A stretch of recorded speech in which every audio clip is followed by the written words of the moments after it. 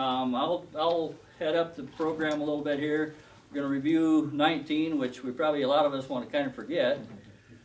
But then look at some things maybe to look at for 2020, planning for, setting up the planters and stuff like that. I got a few slides that came from Precision that I'm going to use. And then I'm going to have Mitch Montgomery talk about soil conditions, compaction, fallow soils where we didn't have anything growing last year.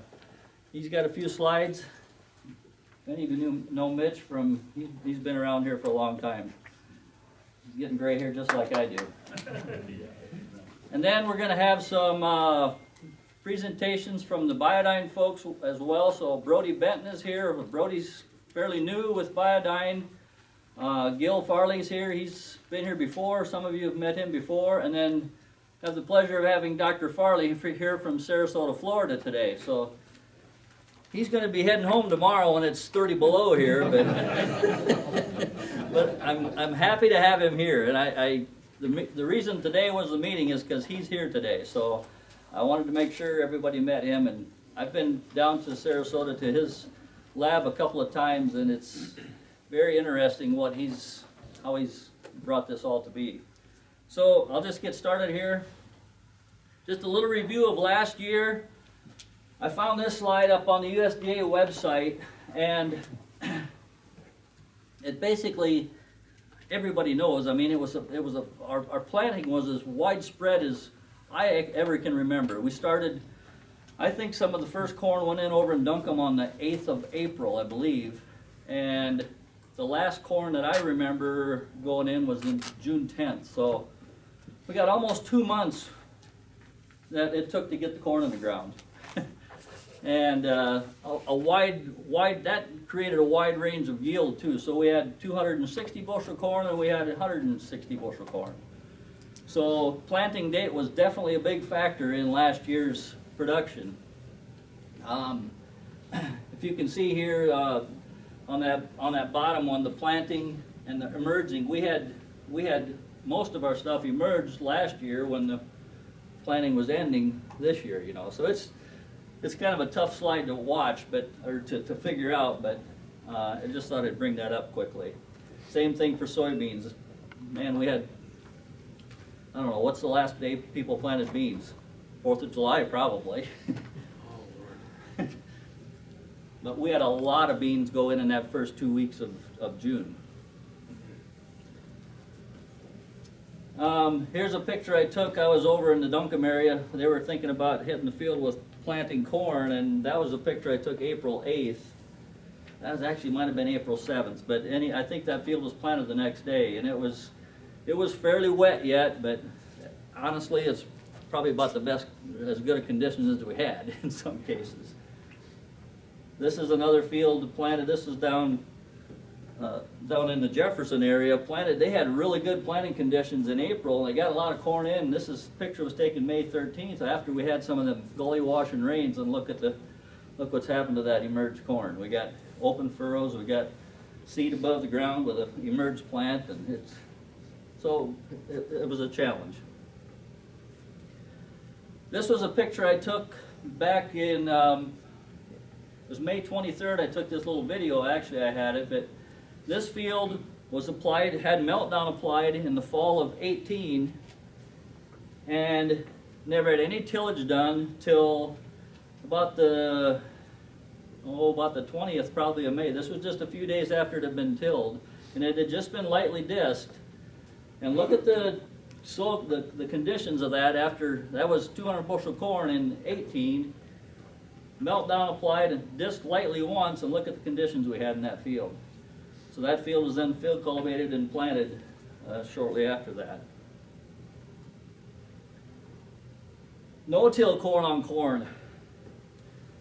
This person never had no-tilled corn before, no-till planted period before, and with the delays we had and stuff, this was planted actually June 10th, and the meltdown had been applied the previous fall. Went right in there with his conventional planter, planted corn, and this picture was taken June 26th and then July 3rd, and we had a really nice stand. had meltdown in the fall, 401 in the furrow. We had actually came in with a band of 32 mixed with ATS the same day it was planted and sprayed a band right over top of that row, roughly 40 pounds of N with 15 pounds of sulfur with that blend. And that field actually looked very nice. It's too bad it wasn't a little earlier than that, because by the time fall came around, it made good corn, but it was still delayed, and frost got it a little bit. So again, this is that same field. I took that picture. I had my mud ball in my hand. That was planted April 9th, so the dates were correct. And that was back in July 2nd. That stuff was shoulder high, and some stuff was barely out of the ground then. So we had a wide range. Another example of some beans that were planted no-till. The guy that planted these and the guy that has this farm were both in the room here today, so it was a good experience, I think, for both of them. This particular field missed the meltdown in the fall, so it got meltdown. We mixed, and it was planned on being planted with a conventional planter with 401 in the furrow. Well, that didn't get done, so we mixed the meltdown with the 401, put it on with the pre-applied herbicide, the pre-herbicide, and then planted it. Planted July 3rd. It was planted June 3rd, and this picture was taken July 3rd. So we had a pretty good stand. Pretty pleased with the way it looked. This is one of the bean plants I pulled out, so July 3rd we were starting to put some buds on already. And then I dug up them plants, and I had never seen, and I show this picture a lot, but I had never seen nodulation like this before. I mean, it was, that's a healthy bean plant. Producing a lot of N, producing some energy for that bean to grow out through the season. Those beans planted June 3rd, I think they made, 63 bushels. So pretty good experience with even that late a planting. They did pretty well. This is a customer out, this is just west of Sioux City, started using some products this spring. We had talked to him last winter. They decided to use some of the Biodyne products. They used Biocast on the corn. This is an example. He applied this Biocast with 32%. This is one of the few checks that he took.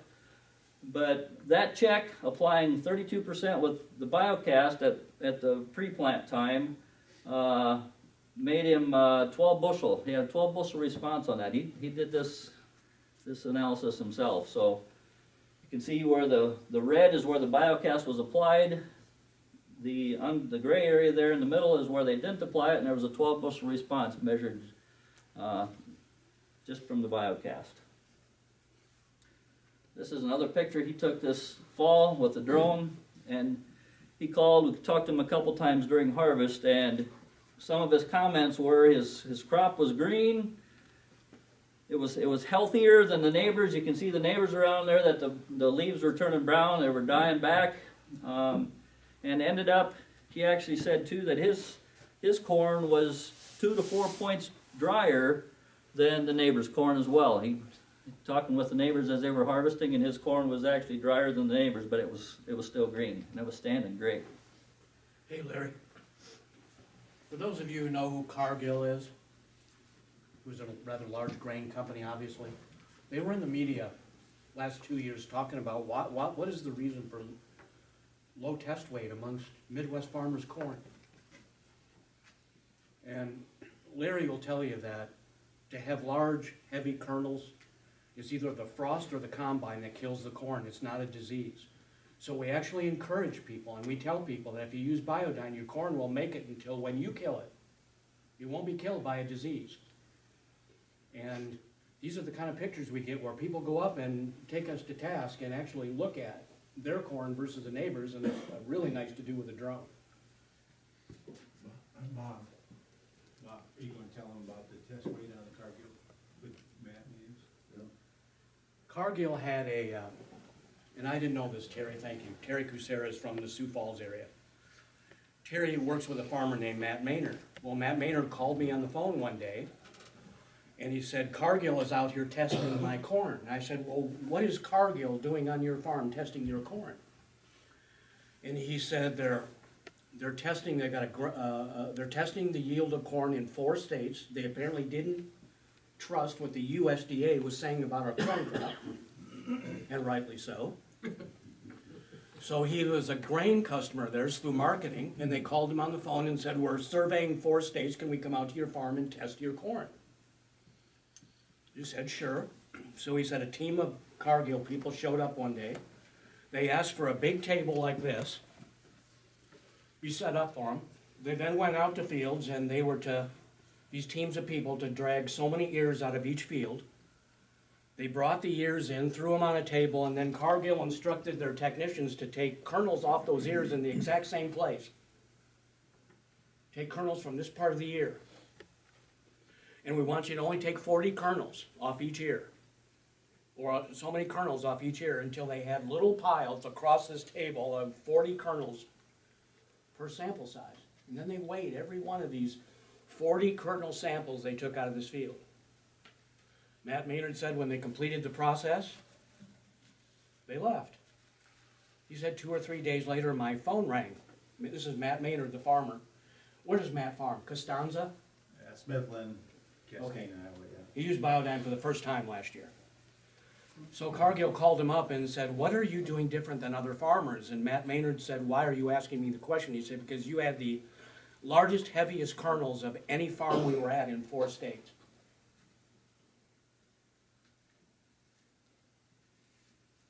Thank you. That's a pretty unique story. This same producer out in Nebraska used Meltdown, which when I delivered it to him this spring, it was Easter time, I think it was.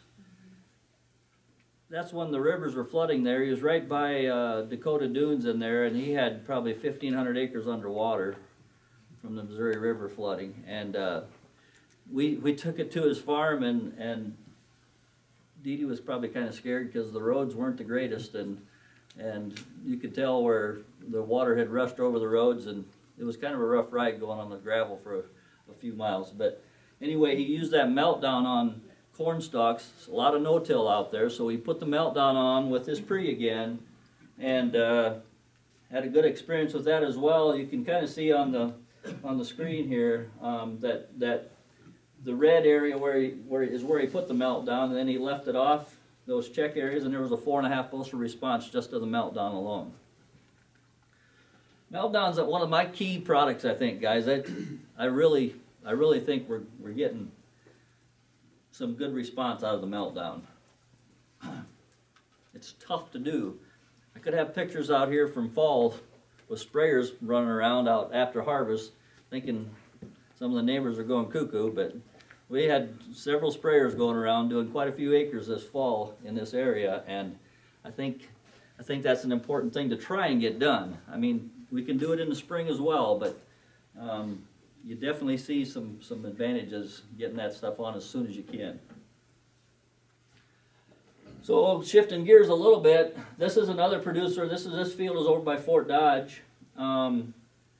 Had him try some foliar feed we call Balance Plus. Actually, I think the name has changed this year again. It's going to be just Balance, I believe. So anyway, these dark green strips are the as applied of the sprayer where he went with that. And I did the analysis just this morning. I just did this and found that where he put those strips of Balance Plus, the yield was 234.8 bushels. And I did right on either side of it. I didn't do the whole field, just passes pretty close to the treated area. So just a quart of Balance Plus where it was treated went to 240. So we gained 6 bushels by putting that one treatment of Balance Plus on, a quart per acre, and that was applied July 25th. So close to tassel time. If it was probably already tasseled then, but it made him 6 bushels. Row spacing, data planting. On that study he did for that 35 bushel, I think he had I think it was 120,000 plants, if I remember right. It took at 17 pods per plant, at 3 pods per pod, or three beans per pod, and then it was 2,900 seeds per pound or something like that is what he calculated. So, so the big thing is we can't put, we got to make that bean feel good. We can't. So why is it abort? It's got stress, right? So we got to keep enough energy going to that plant so we don't have stress. So when we get stressed, we abort those pods. So that's the key. And you probably get sick of me telling you this, guys, but don't be spraying herbicides after we start blooming, because spraying herbicides, what do? We put stress in that plant. It's got to metabolize that herbicide. Maybe you don't see it all the time, but it's taking some energy to metabolize that herbicide. So weed control, one of the things I went to the AAI meeting in Des Moines yesterday, and we talked a little bit about this, but we used to, and one of the conversations was, I think when Roundup came out, we used to always kill, I think back in the 80s and 90s, we were killing weeds. You didn't hardly want to see a weed, and you were out there with herbicides killing it. And now, how many times do you see weeds as tall as this table and we're trying to burn them down? Well, you're putting stress on that crop. So, the big part of the panel discussion yesterday was, let's make sure we control our weeds when they're small. Maybe you don't even see them. Use a good pre, and use an early post, and get that post out there early. And on beans, get it done before they're blooming, and maintain every single pod you can. I get off my bandwagon there. Perfect. So, the next few slides I actually got from this. A few of you guys I know went to the Precision Planting Conference down in Ames here a couple of weeks ago, but this is kind of their take-home message on a lot of their, from 2019, top 10 best practices. So, corn planting date and conditions, of course, and that's sometimes out of our control, but be ready to hit the field when it's fit. Saturated cold germination testing. We all trust our seed that we get is in good shape, I guess. Correct downforce, singulation, residue managers. I'll show a little slide a little bit later about residue and planter residue managers. Conceal soybean nutrition. Conceal is Precision's program where they have this attachment on your planter where you're putting nutrients on both sides of the row with the planter. So they saw some advantage to that evidently. Planting corn in adequate soil moisture. A big part of that is they have now what they call a smart furrow, and I've got a couple of customers. One customer had it last year on a planter, and then one's got them ordered, I know, for this year. But that smart firmer, what it does, it's kind of like that Keaton seed firmer, but it's actually got electronics in it where it's telling you several things as it's moving through the field. We got to really figure out how the full use of this thing is yet. I don't know all the answers to it, but it's measuring soil moisture, it's measuring clean furrows, which sees if there's residue in that furrow. It's measuring organic matter. There's several different things that it's measuring, and just like it's counting your seeds, it's measuring all these things as you're in the field. So just last week I was doing a little looking on some of that we had last year, and there's definitely some correlations. There's soil temperature is one of them as well. So there's definitely some things there. One of the things is they saw last year 30% moisture was ideal to try and keep your seed at least 30% moisture when you're putting it in the furrow. So if you could make adjustments on depth and stuff, to make that seed be lying in a 30% moisture soil, that would be advantageous. So just things like that we're learning yet, and I'll show you a slide here about that. Correct planter downforce. Again, the conceal on corn at plant nitrogen, so they're putting a little nitrogen on each side of the row. The furrow jet corn nutrition, so that's in furrow, and then properly closing the furrow, which that first slide I showed you, that furrow opened up, we had seedlings with nothing around them. So planter pitfalls was meter calibration, replacing chains, make sure them chains are running smoothly if you have chains. Worn seed tubes, leveling the ballast, so make sure that planter's level. Parallel arms need to be run level. Parallel arms should not have any side-to-side movement, and this is again on some of our planters that have some acres on. We should be checking that, and we should be doing that now and being ready to hit that field. Disc openers, check for wear. I've had some stories of people buying new disc openers, and it's just like when you go to Menards to get a bundle of 2x4s, you got to go through a whole pallet of them to find 6 good ones. I've heard the same thing on disc openers. You bring a disc opener home, put it on your vise, spin it, and make sure it actually spins true, because I've heard stories, I guess, that they're not all true, and you got to throw about as many away before you find 16 or whatever rows of good ones. So, gauge wheels and arms, make sure they're running against the disc opener to keep your dry soil from coming back into the furrow and lowering your soil moisture in the furrow. Look to replace the gauge wheel arm bushings to minimize slop. So just regular planter maintenance, I guess. But planter depth, index your row depth by placing gauge wheels in 4x4 blocks. Sometimes there can be up to an inch difference on the same setting across the planter. How many of you do that? I hope you do. I mean, if you don't, it's probably something you should do. Check to make sure they're all, even though the settings look the same, whether it's the T-handle or whatever, make sure they are the same. Furrow destruction. So this is a big one too, and I was in a meeting with Kevin Kimberly, who his business is maintaining planters and making sure people are getting seed in the ground correctly. And one of the big things is furrow destruction. Adjust your closing wheels with the scratch disc, so run it on your yard or wherever you're going to run this, and make sure, in some cases, some of the pictures, and I couldn't find any today, but like if you've got one of the spike closing wheels, and you think you're doing good with that thing,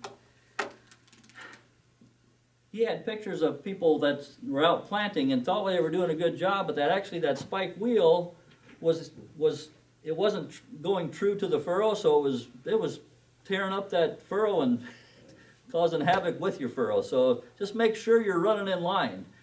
Here's your openers. Make sure you're running straight behind them with your closing wheels. And then water management came. That was in that same presentation, I guess. I wish I would have been there, but looking at the water management for 2019, they saw the difference between a 120-foot tile pattern on the right was a 3.7 bushel advantage. A 60-foot tile pattern in the middle was a 22 bushel advantage. But this whole 30-foot tile pattern, and you're starting to see people talking about that, and I got one guy doing that, it went from 22 bushels to a 42 bushel advantage last year.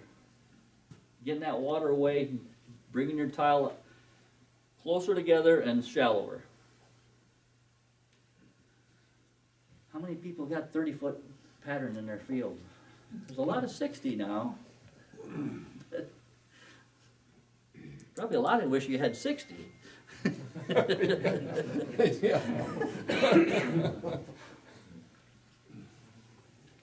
So, guys, I don't know how many go and watch for things on YouTube, but you can see the whole Precision Planting Conference on YouTube. You can see the whole 360 Yield Center on YouTube. There's some great stuff out there to learn what's new coming, and just a lot of stuff out there, a lot of information.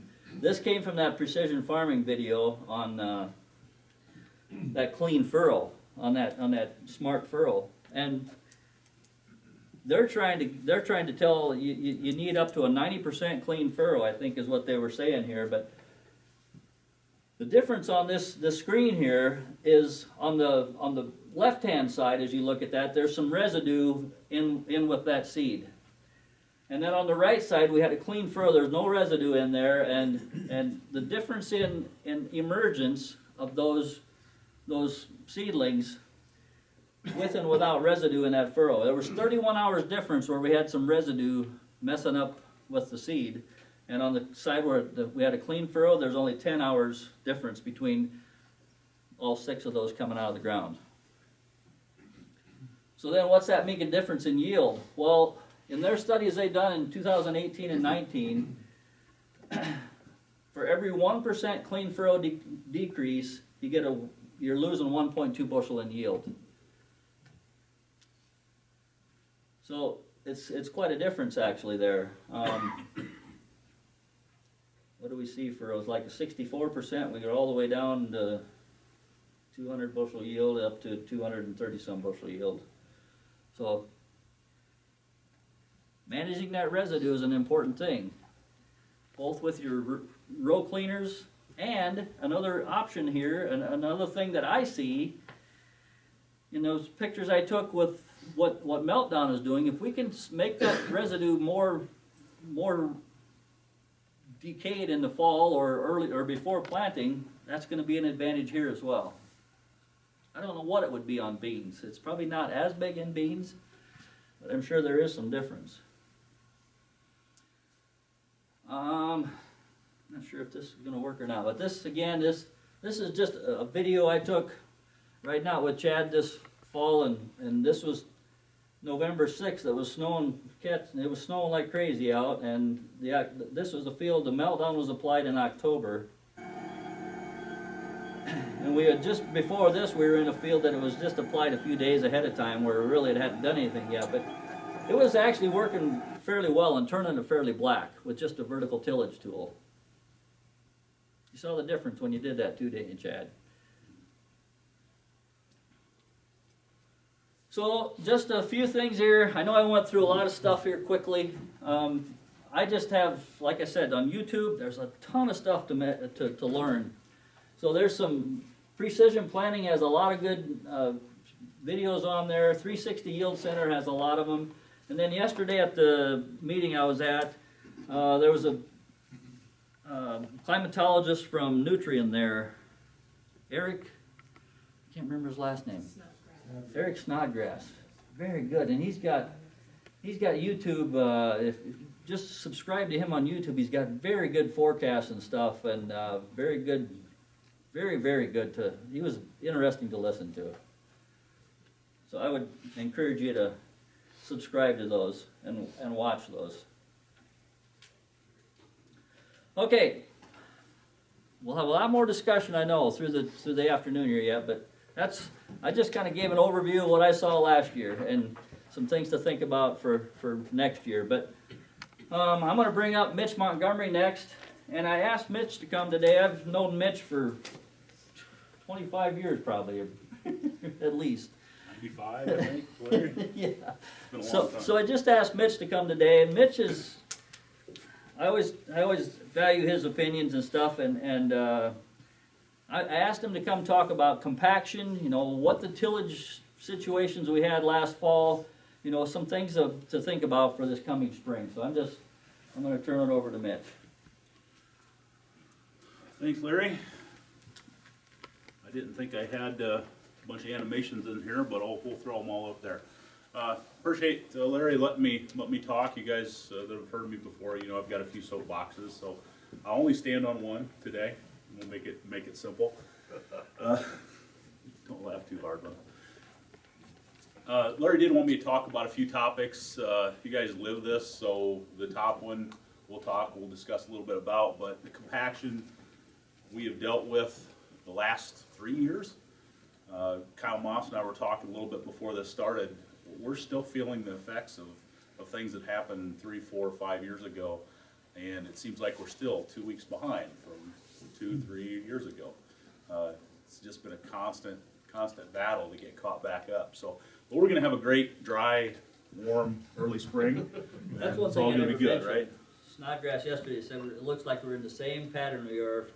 We don't have 4 feet of frost on the ground. So We gotta have we'll talk a little bit about that. Also, economics has driven migration to a few lower trait options. We've seen a lot of seed industry folks have talked about that. So we'll talk a little bit about some of the risks and some things we need to look at there.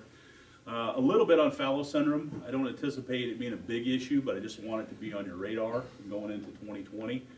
with some of the rainfall we've had. So, first one, contrary to Larry's statement there, I'm still going to church talking, praying for a little better spring.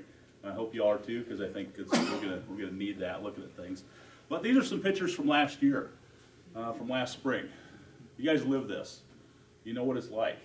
You know what we dealt with. You know what we dealt with last fall. You know what we dealt with spring of 2018, fall of 2018. We can't seem to put in a crop or take out a crop without being forced into doing a lot of things we really don't want to do. That comes with it, brings with it some issues. I'll talk a little bit more about water movement later, but when we have these type of springs, whether it's water infiltration, lack of water movement, compaction, whatever we want to attribute to it, roots are the only thing that matters when it comes to raising a crop. We all like looking at what's happening above ground and seeing a nice level soil surface, but what's happening below ground is responsible for the yield you're pulling out in the fall. And that's what we really need to think about farming. We need to be thinking about farming not our soils, but farming for root development, good soil aeration, and improved water movement. That will allow us to deliver the nutrients to that plant. So, my talk's over. The only thing we need to worry about is staying off the field till things are ready, right? I can leave? We're all gonna do that? I'm not silly. We don't do it because we want to. We're not out getting stuck in the middle of our fields because we want to. We're not doing it because the neighbor drove by 2 hours ago, so we have to get out there. You would think that, but no, that's not why. I've joked with a lot of you guys about crop production, and my caveat is always, I would have been out of business a long time ago because I would really strive for perfection. I would get about a quarter to half my corn planted, and my landlords would kick me off the farm and I'd be done, right? We have to do things we don't want to do. A lot of times we balance that productivity versus perfection, and in the last few years it's been balanced towards productivity. To get the job done, we're doing a lot of things pretty damaging to the soil. So how do we manage it? Again, I'm preaching to the choir with some of you. Some of this stuff is very intuitive. But I've seen this research, 20 years ago through University of Minnesota. Wanted to put it back up here. A lot of you today are managing your traffic patterns. You're on 60-foot centers, 90-foot centers, trying to match your sprayers and your other equipment up together and trying to run one direction through the field. That's always been important. When we're getting in these wet patterns, it's even more so to manage how many square foot of that field is getting packed. It's a big deal. That first pass, regardless of the implement, the first pass, that first tire track through the field is the one that causes the most damage. The subsequent tracks on that, within that same track or on top of that same track, only do small incremental changes to that particular square foot. The damage is caused by covering multiple passes and covering a higher percentage of that field. That's where the damage is done. As you're updating equipment, as you're moving equipment, do your best to get on those parallel swaths and making that same track. Big issue is visibility. A lot of us go at an angle with our tillage equipment because it's not visible from the road. When you're driving down the road, everything looks nice and uniform. From the air, from a drone, you see the tracks. But just want you to keep in mind, set landlord expectations accordingly, that when you do this, you're gonna have waves. Everywhere the center of that planter is, everywhere your axle weights are, you're gonna have differences in height. Be assured your yield is still gonna be better off. So running that field cultivator parallel to your rows, I think, and we should probably do more than what we do. Yeah, very much so. Matching it up, matching your tire tracks up, trying to match your width up so you're confining whatever trips you can to that same track. As we get to the higher speed planters, whole different discussion, but as we get to the high speed planters, it's a really big deal. It is a big at deal. 9 miles an hour. Yeah. At 9 miles an hour, we have this this paralysis induced by multiple screens in our planter, and things look great on the screen. If you get out and dig, I've been through this several times now, especially on our heavy black soils, okabojis, the edges of some harps coming out of some canisteos. If you're chasing your field cultivator out of the field with the planter, for instance, finished the field about 1 o'clock in the morning, finished field cultivating. We're back in there putting in a plot at about 7:30. Hadn't really dried yet. 9.6 mile an hour, 24 row exact emerge. Speed too? It was the exact merge with just factory John Deere.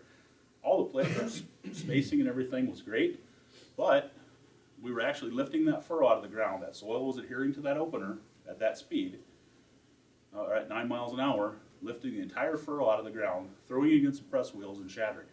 So we had open furrow laying on top of the ground with corn scattered all over the last 200 acres he planted.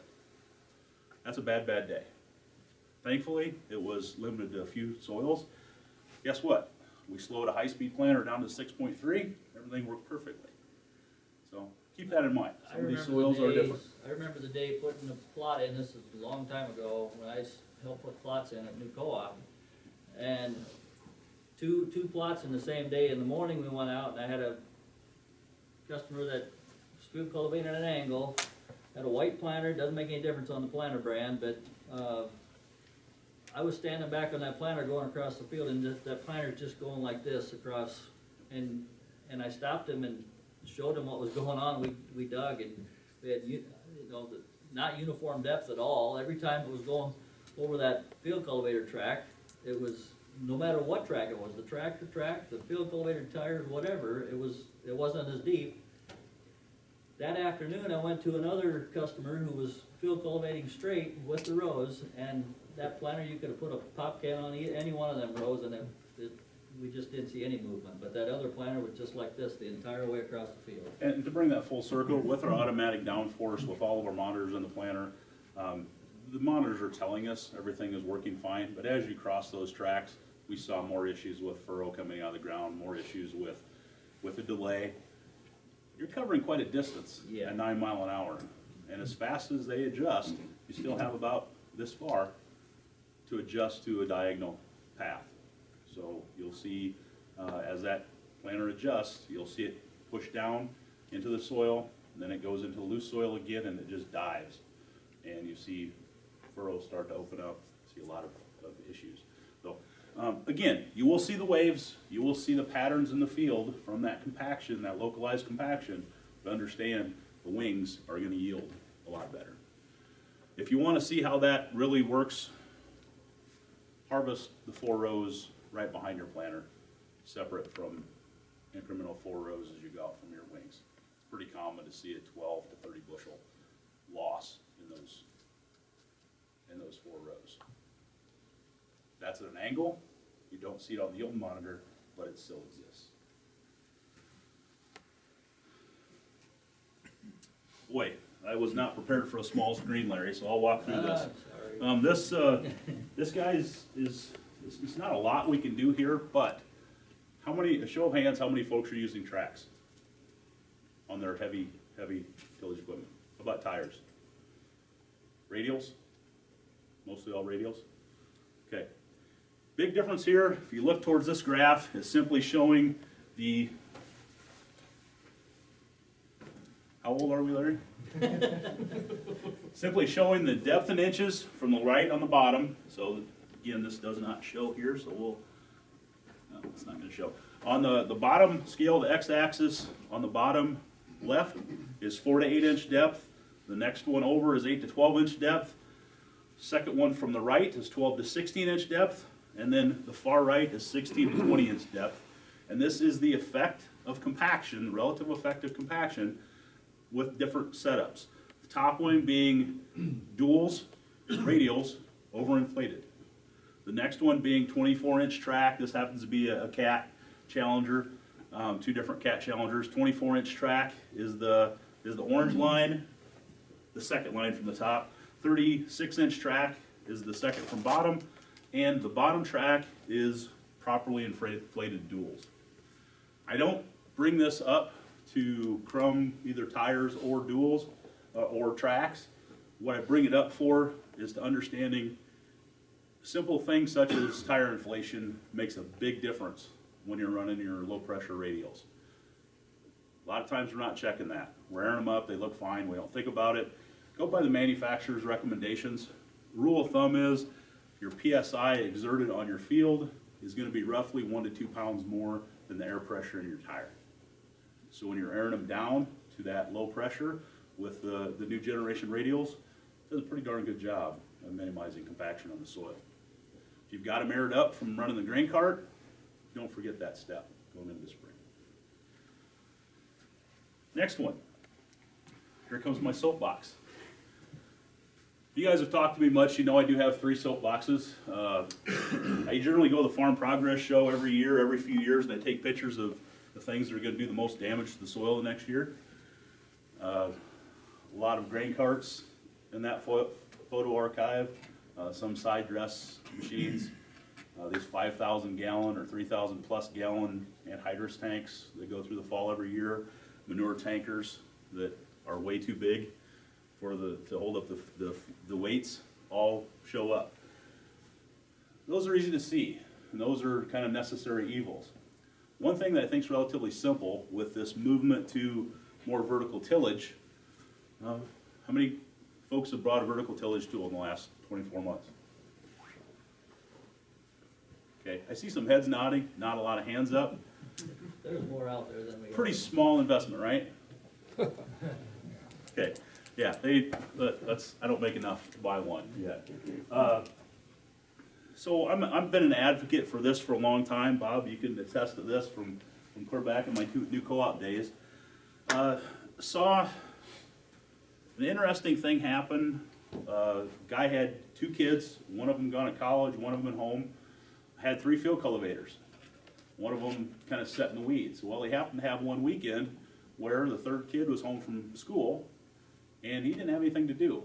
So they pulled the old field cultivator out of the weeds, old shovels on it, nothing had been rebuilt, threw the old tractor on it, and sent him out the field.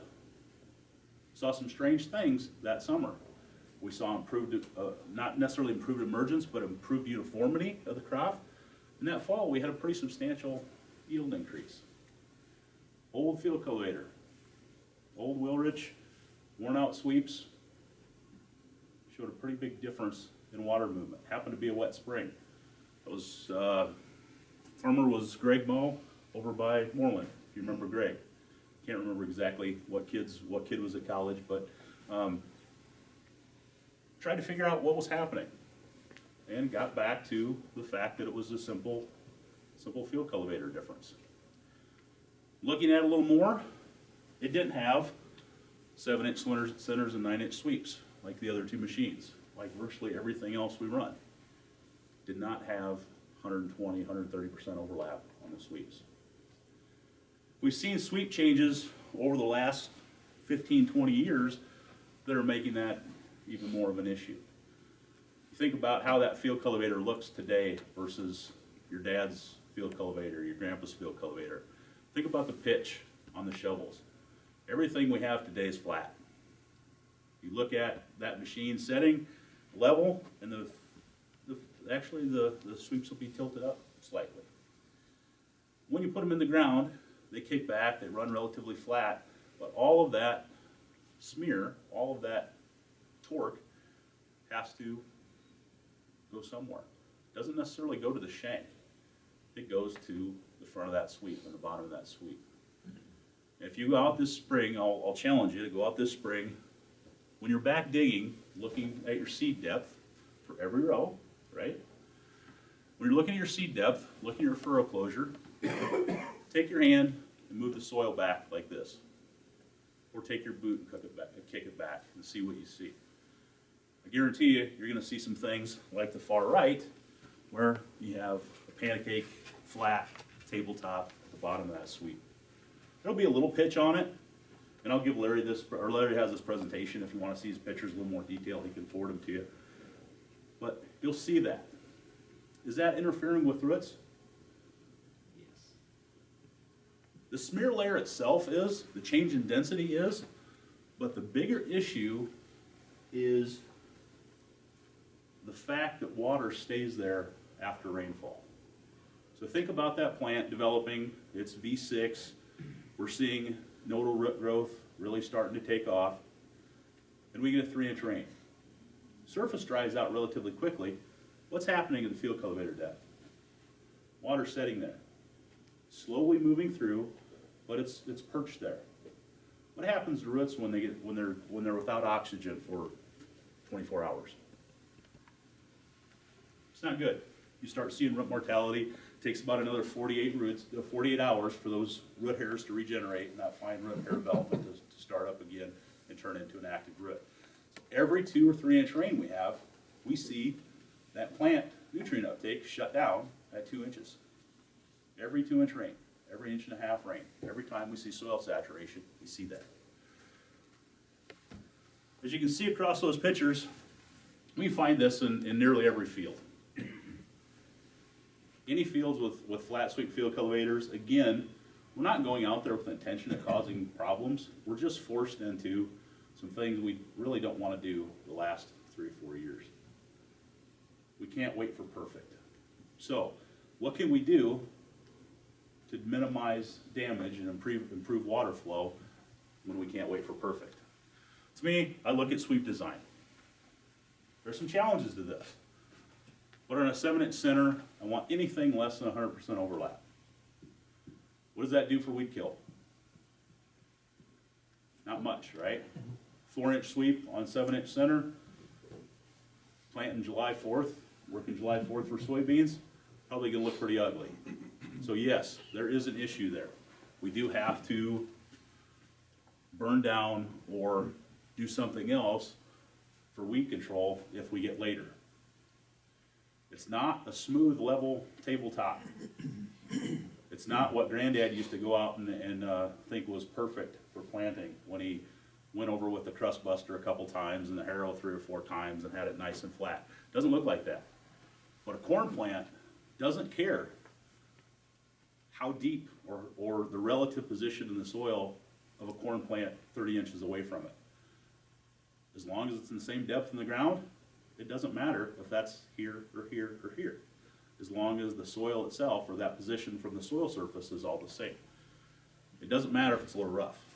Go back to Larry's discussion on field cultivating straight, you eliminate that as being an issue. But big fan of narrow sweeps, 4-inch sweeps, anything less than 100% overlap, yes. Do you have an opinion on these rolling baskets that have gotten popular in recent years on these cultivators? Do they have an opinion? Yeah, I'm all for them. Biggest challenge I have is, again, we oftentimes can't go out when we want to, we go out when we have to. And that's a big issue. I've seen them turn into mud rollers in quite a few situations. Other than that, I think they're great. I like the combination of the two. I like an adjustable rolling basket with tines. Adjustable rolling basket that we can get out of the way when we're doing stuff we shouldn't. And we can put some down pressure on it when we want to keep that surface smooth. So I've been a big fan of them. A lot of great technology. But again, what I want to minimize is the center picture where my hand is there of seeing that layer created. If it's created in a 4-inch wide area, the 3rd, 4th, 5th node of roots have enough power and enough strength to break through it. They'll fracture it. We also tend to have enough wet and dry cycles at 2 inches, 2.5 inches, that we'll see that fracture. That itself doesn't cause nearly as many issues as water setting there. So if we're at 80%, 75% overlap, we still will have pathways for water movement outside of where that sweep physically went through. So keep that in mind. Again, you don't see this every year. You don't see it in dry conditions. You don't see it in warm conditions when we're field cultivating. You tend to see it, I shouldn't say dry, field moist. You do see more fine pore space issues and density issues when the soil is powder dry, and you see the smear when it's wet. Both of those impede water movement. Any questions on that? What does that mean? What does that mean to the corn plant? Well, we talked about soil saturation. To me, that's the key. Everything Larry talked about earlier with the 30-foot tile laterals. I'm all for it. Takes a lot of cash, right? But we seem to be getting rain patterns where we're saturated for multiple days in the spring, in very critical root development periods of that corn plant. The next part is, I should have changed this from dry soil to field moist soil or normal soil, because I really don't want things too awful dry either. But good water movement generally equals lack of soil saturation. Even if we have 30-foot laterals, if it's ponding at 2 inches, ponding at 6 inches, and has several horizontal layers, we still are slowing down water movement. Wet soil, saturated soil is bad enough. Wet soil generally means cold soil. To Larry's point on residue management, got two thermometers in the ground. They were about 15 inches apart. A grower had went out this last fall, put on anhydrous straight with the rows, but no guidance, just straight with the rows. So we weren't really simulating strip till or anything. And came back and planted with no row cleaners. Well, he was drifting in and out of that nice black layer. And we saw about a 7-degree difference. Yeah, right at 7-degree difference in soil temperature at 2.5 inches under the residue versus the black strip. Is that a big deal? Most years it's not. This year we set for 6 weeks at sub 60-degree soil temperatures, sub 65-degree soil temperatures. From 59 degrees to 77 degrees soil temperatures, root growth doubles. So for 6 weeks, at a 7-degree difference, it's a pretty substantial difference in early root development. Early root development, whether that's corn or soybeans, leads to more energy, a bigger storage vessel in the stalk in corn, and more energy in the stem to support what Larry was talking about, pod retention. Pod retention per node is directly correlated to soybean stem size and energy in that stem. You want to retain those pods, you want to maximize K and nitrogen storage in the stalk for corn. You want to get that plant going early. You want it to build a nice, robust stalk and have a nice pool to remobilize potassium and nitrogen to fill that ear later. All starts with the soil. Soil temperatures, relative soil temperatures, and uniform soil temperatures are the important factor of that. Really the only thing we can control. Any questions on that soapbox? I'll step off of it now and we'll go back to normal. Alrighty, next thing we'll talk about, Larry wanted me to talk a little bit about this different trait versions, going to lower trait version of the corn. And the biggest thing that comes up when you guys are making that decision, I know several of you have, is should I be doing it? Is it worth the risk? What is my risk? And if I do it, what do I need to do to change my management? How do you answer that question? Some of you have made that decision, and you continue to make that decision, so it's worth it. It's worth it. But are you fully understanding the risks? The reason I bring it up, this is 2019. We're sitting right in the epicenter of extended diapause in just about every time we've seen it. So whether that was, Jeff, Kyle, you guys can attest to this, whether that was 2003, 4, and 5, or 2013, 2009, 2019, if we have extended diapause, where do we always see corn flat? Somewhere between here and Woolstock, there's going to be some corn on the ground if we have extended diapause. Extended diapause in northern corn rootworm has been around for a long, long time, but it tends to be an odd year phenomenon. 2004 is the only one I remember locally where we had extended diapause issues in an even numbered year.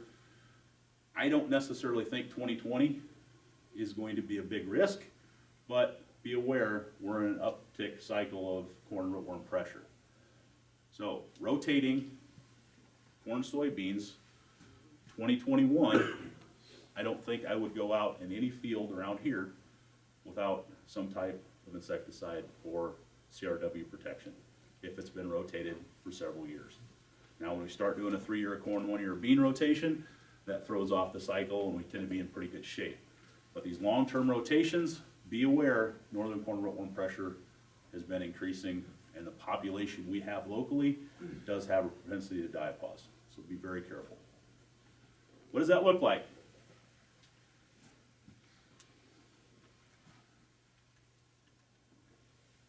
Like I said, 2020, a maybe. Why is that a maybe? 2021, I want rootworm protection, insecticide or something. Why is 2020 a maybe? This is the part where somebody can guess. I just said that it's generally an odd number year phenomenon. We're gonna take a year off this year. Generally, it's a maybe because I don't expect it. There is one issue that I bring up, bottom right-hand corner. What is that, that picture? It's really tough to see. Front row, can you see what the picture is in the bottom right? It may be foreign to some of you. It's a water hemp. Okay? How many fields had water hemp, soybean fields had water hemp that went to seed this year? How many of you guys went out and looked at that water hemp in August? Full of northern corn rootworm beetles, swarming all over them. If you put a bag over them and shook them, you could probably get 40, 50 adult northern corn rootworm beetles. The only thing worse than water hemp was giant ragweed in the fence lines. So kill your weeds early. Kill your weeds early, yes. If, I'm sure no one had one of those fields, but if you're picking up a field you hadn't rented in the past, and it had a lot of weeds, a lot of water hemp last summer, be a little concerned going into 2020. Not 100% of the rootworm population diapauses. It'll generally drift anywhere from 15 to 50%. I haven't seen the recent research, but of the eggs that northern corn rootworm lays, not all of them will set for 24 months before they hatch. It goes by GDUs, not months, but not all of them will hatch 2 years from now. Some of them will hatch the next year. So if you have a lot of weeds in that soybean field, you're not necessarily out of the woods going to a conventional product or non-rootworm traded product. What is your risk? Again, that weed pressure. Other risk is if you remember combining in 2018, cornfields that had a lot of northern rootworm beetles on the combine cab, on the windshield. Generally see it more in soybeans, but 2018, with the fall we had, there was in several fields with a lot of northern corn rootworm beetles crawling on the windshield wiper, setting on the dust on the combine cab. If you remember your records good enough, be a little careful in those fields. I am less concerned in 2020 of seeing widespread extended diapause just because of past history. Very concerned in this area in 2021. This area, Bancroft, Pocahontas, Pomeroy, some of the worst diapause I saw in 2019 was right east or right west of Des Moines, around Earlham. You guys took I-80 corridor towards Omaha. There were acres, thousands of acres of flat corn. Most of that was rotated acres with extended diapause northern corn rootworm. So there are risks. Hey Mitch, just in your rotated acres, if you're seeing populations like that on, weed species, with a warm winter that we've had relative to past winters, could it really not be an extended diapause, just those current populations just hatching this year versus rotating the year? Very much. Generally, like I said, it changes. That's why they don't have a very good read on it. But the studies I've seen out of Minnesota, studies I've seen out of Iowa State on the percentage of the population that diapauses, it's different for every geography and seems to change over year. Now the trend has been increasing. So if 15% of them diapaused in 2003 to 5, you may see that increase to maybe 35, 40% in that same population. But to your point, it goes by GDU accumulation. So what it seems to do locally more than anything is really extend the parent hatch. So much so that I've seen northern corn rootworm before westerns in the spring, and I've seen gray ones in September. The only reason they're gray is they would have just emerged. And you're seeing a huge variation in hatch.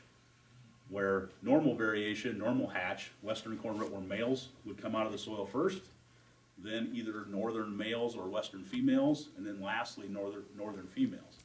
That's really been thrown away.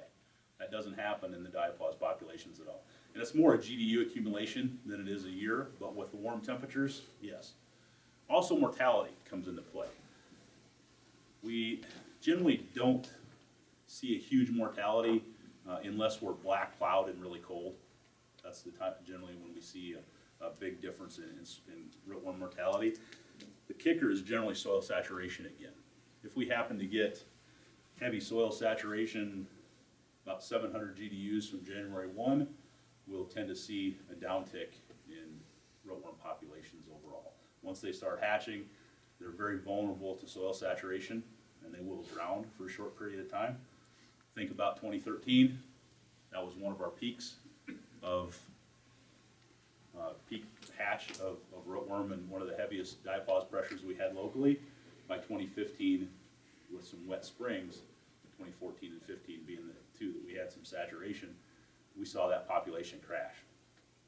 I don't want to hope for that to cause populations to crash in 2020 because that has a lot of other bad things that comes along with it. But just be aware. To answer your question. Okay. Options. So does that mean we spend the extra money for Smart Stacks, Chrome, Duracade, and we just throw it out there? Do we do that or not? We do have some options. A couple soil insecticides. How many folks are set up to run a liquid force or a smart box system? Okay, we do have several that still can. That's an option. Relative to stewardship, it's probably not the best thing in the world to do in multiple years of corn is to throw insecticides and traits and just throw the wagon at them. We will see them rootworm overcome that. But when I look at data, insecticide always works. Always relative to yield. Even without rootworm populations, I generally see it pay for itself. That's why I say it works. Yes, it has risks. You can see it wash out, you can see it not control the rootworm population, but it generally has a response, a positive response. Big fan of running soil insecticides. The other one we've done for the last 4 or 5 years, really since Y drops came out, is using a pint of Lorsban with a cultivation label. Lorsban's the only one that's labeled for it. The other ones, Capture, some of the other liquid insecticides, Force, things like that, aren't gonna work in that situation, but Lorsban at a pint seems to do a pretty darn good job. You can do some scouting, floats, see if you see some beetles and hit that. I would probably hit it about 900 GDUs from January 1 and just go, but not necessarily cornite, but relative to hatch. Yes. Didn't they take Lorsban off the market? Corteva stopped producing Lorsban. That doesn't mean there's not 500 generic substitutes. There's a lot of chlorpyrifos, the same 4 pound per gallon chlorpyrifos in the market. It's just they stopped producing it this year. So I use the term name brand Lorsban, but generics will work just as fine as long as it's 4 pound chlorpyrifos. Works pretty good at a pint. If you want to go earlier than that, you want to line it up with some nitrogen applications, you can up that rate. Cultivation label will allow you to go up to a quart. Still pretty darn cheap. So you're putting it on pre-plant and working it in? No, Oh, Y for- drop about oh, I see. 800, 900 GDUs. So Y drop doesn't work hardly, and Bob, you can attest to this, doesn't work that great spraying it on top with the broadcast. Works pretty darn good this far from the row in a concentrated band. I never expected it to work that well. And that data comes from here, but in every case it was, oh crap, we got a box of non-rootworm corn and corn on corn. Now what do we do? And we just found that out when we started to dig and find some rootworm. The only option we had available was Y drops, or shouldn't say the only. That was the option we had, and thought, okay, we'll try that. Did that with some coworkers in Northeast Iowa. Started several years ago. We've kind of moved that west and had some pretty darn good luck with it. Again, it's under the cultivation label. That's why it's legal to do. But had tremendous luck with it. What'll greatly improve the productivity of this treatment, because all insecticides are very low in water solubility, so they don't move real well. So with the flexibility you have with your wide drop system to watch for a 70% chance of rain on Thursday, then go out on Monday and put this on. And that rain will help wash that Lower's band into the root zone, and you'll get better control over this kind of application system. Yeah, you still are at risk. Don't get me wrong, I don't want everyone to switch out of their insecticides and traits and plant on Lower's band, because it is quite a bit cheaper when it works. There is still risk, and it is the last thing you can do. After that, if you happen to have lodging, the day before you want to go out with your wide drop Lower's band treatment, you're in trouble. So to me, it's a rescue application only, but if you want to roll the dice and you have your wide drops, it's an option. I don't want to overblow it, but it is an option. Next one, European corn borer. How many folks are seeing corn borer? I don't see any head shaking.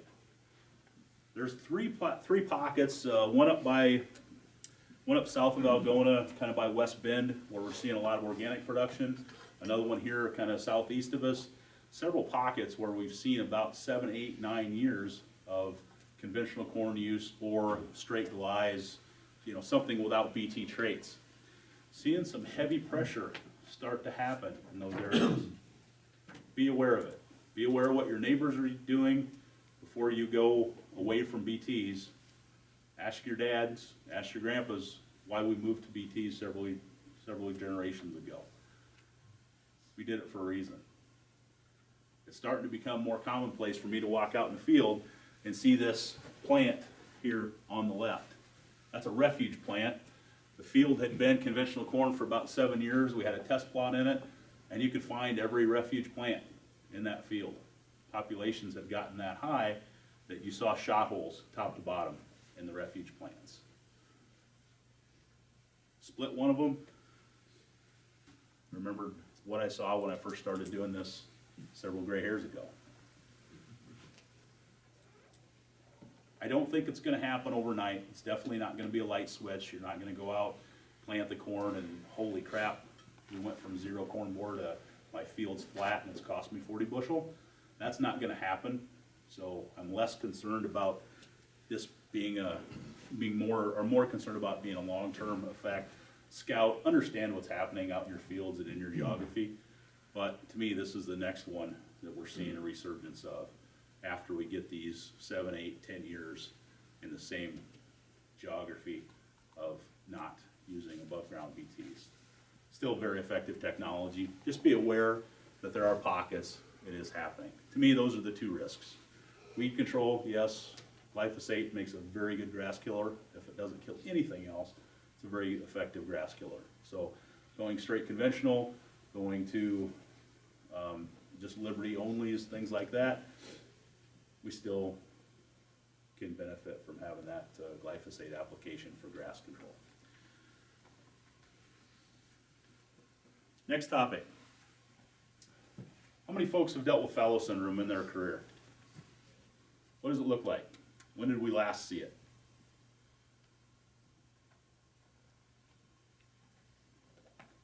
Last year?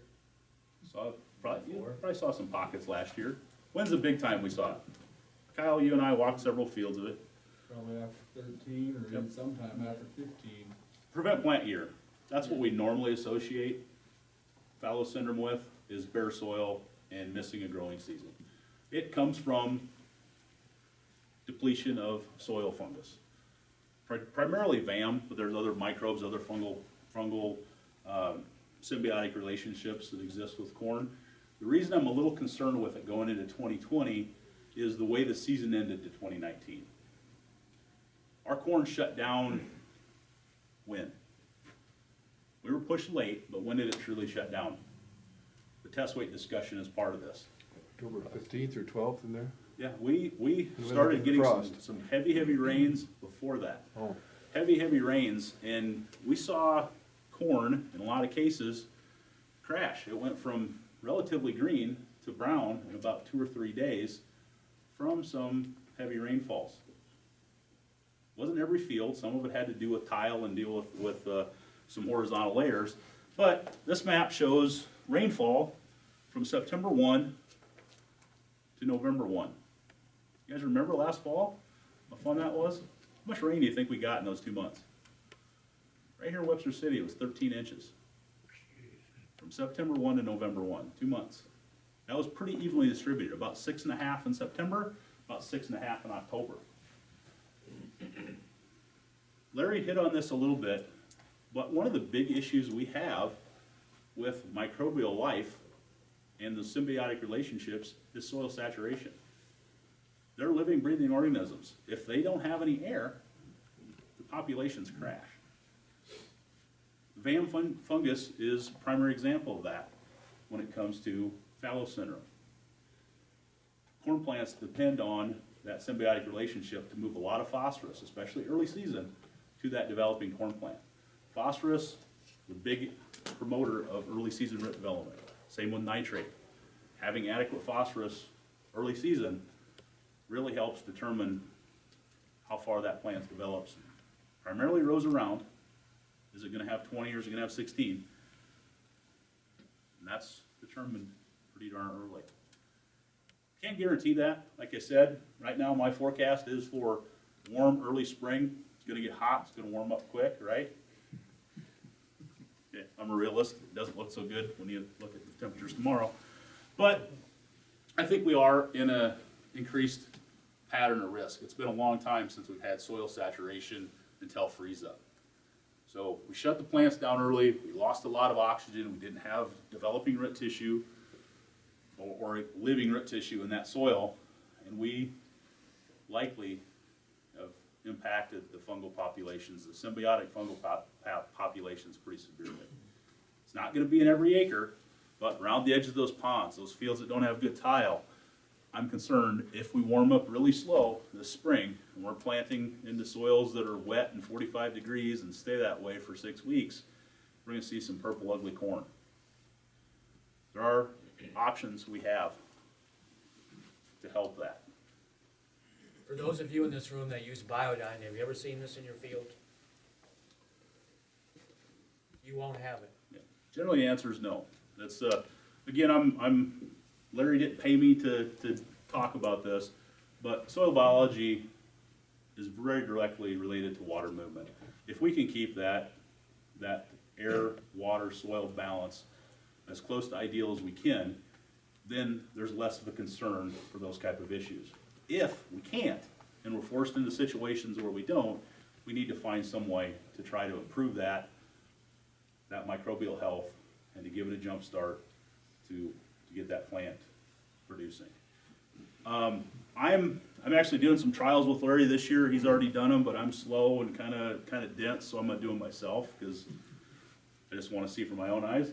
But I'm gonna do some comparisons with phosphorus starter and probably 401, mostly in furrow, just to see if we can help alleviate some of that. Most importantly, the combination of the two, but what's the true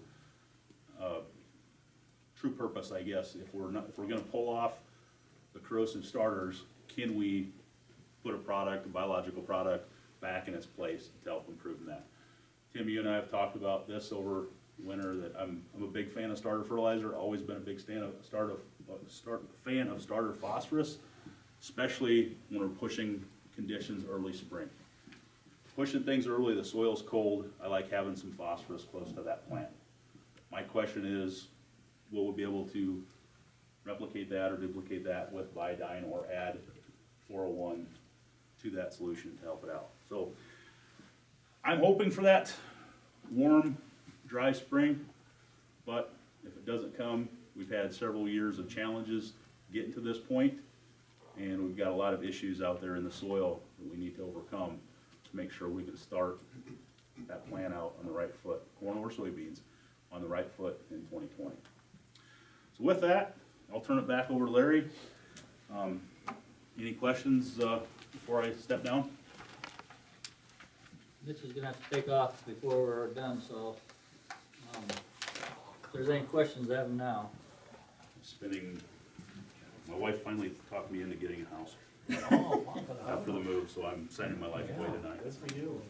Congratulations. Thanks, guys. Larry, this fallow syndrome thing, have you seen it? Oh, yeah. In Biodyne fields? Oh, no. Okay.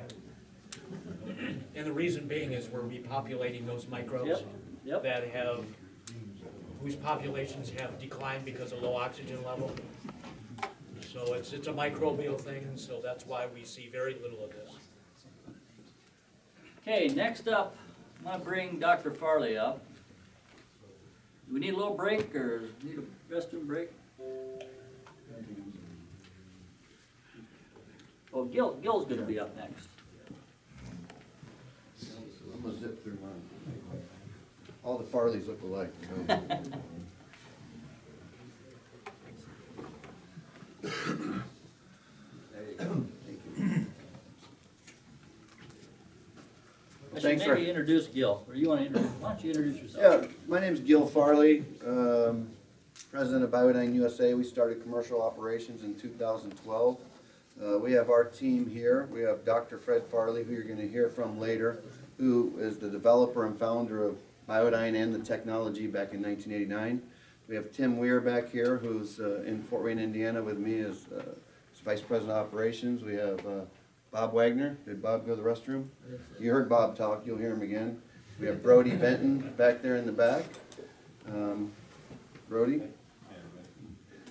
Newly bred employee down in the Des Moines area, so happy to have him. And, you know, thanks for having us, Larry. You know, we've been working in this area for about 5 years now. I think we met you, and you know, really our business has been built around relationships and finding like-minded people who want to do the right thing for the soil, want to do the right thing for their growers, really want to explore this whole biostimulant, biological industry and talk about soil health and return on investment for their customers. So we've really enjoyed working in this area. We appreciate all you guys who have worked with us in the past and will be in the future. And I want you to know we're always here to help, and we're always accessible to you guys.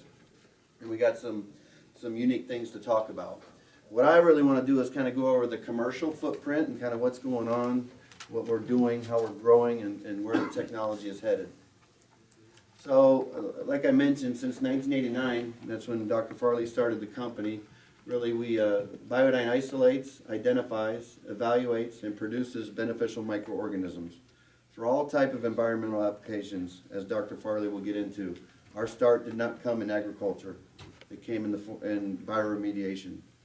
As I mentioned, the commercial operation started in 2012, and our core business really is environmental microbiology. We're focused on using the power of microbes to help with environmental applications. This is kind of our footprint at the moment. Really excited, and you'll see here in a minute, we recently opened up our Biodyne, Iowa operations. We have our facility, our main facility is in Fort Wayne, Indiana. Dr. Farley and his group is down in Sarasota, Florida, where the microbiology lab is at.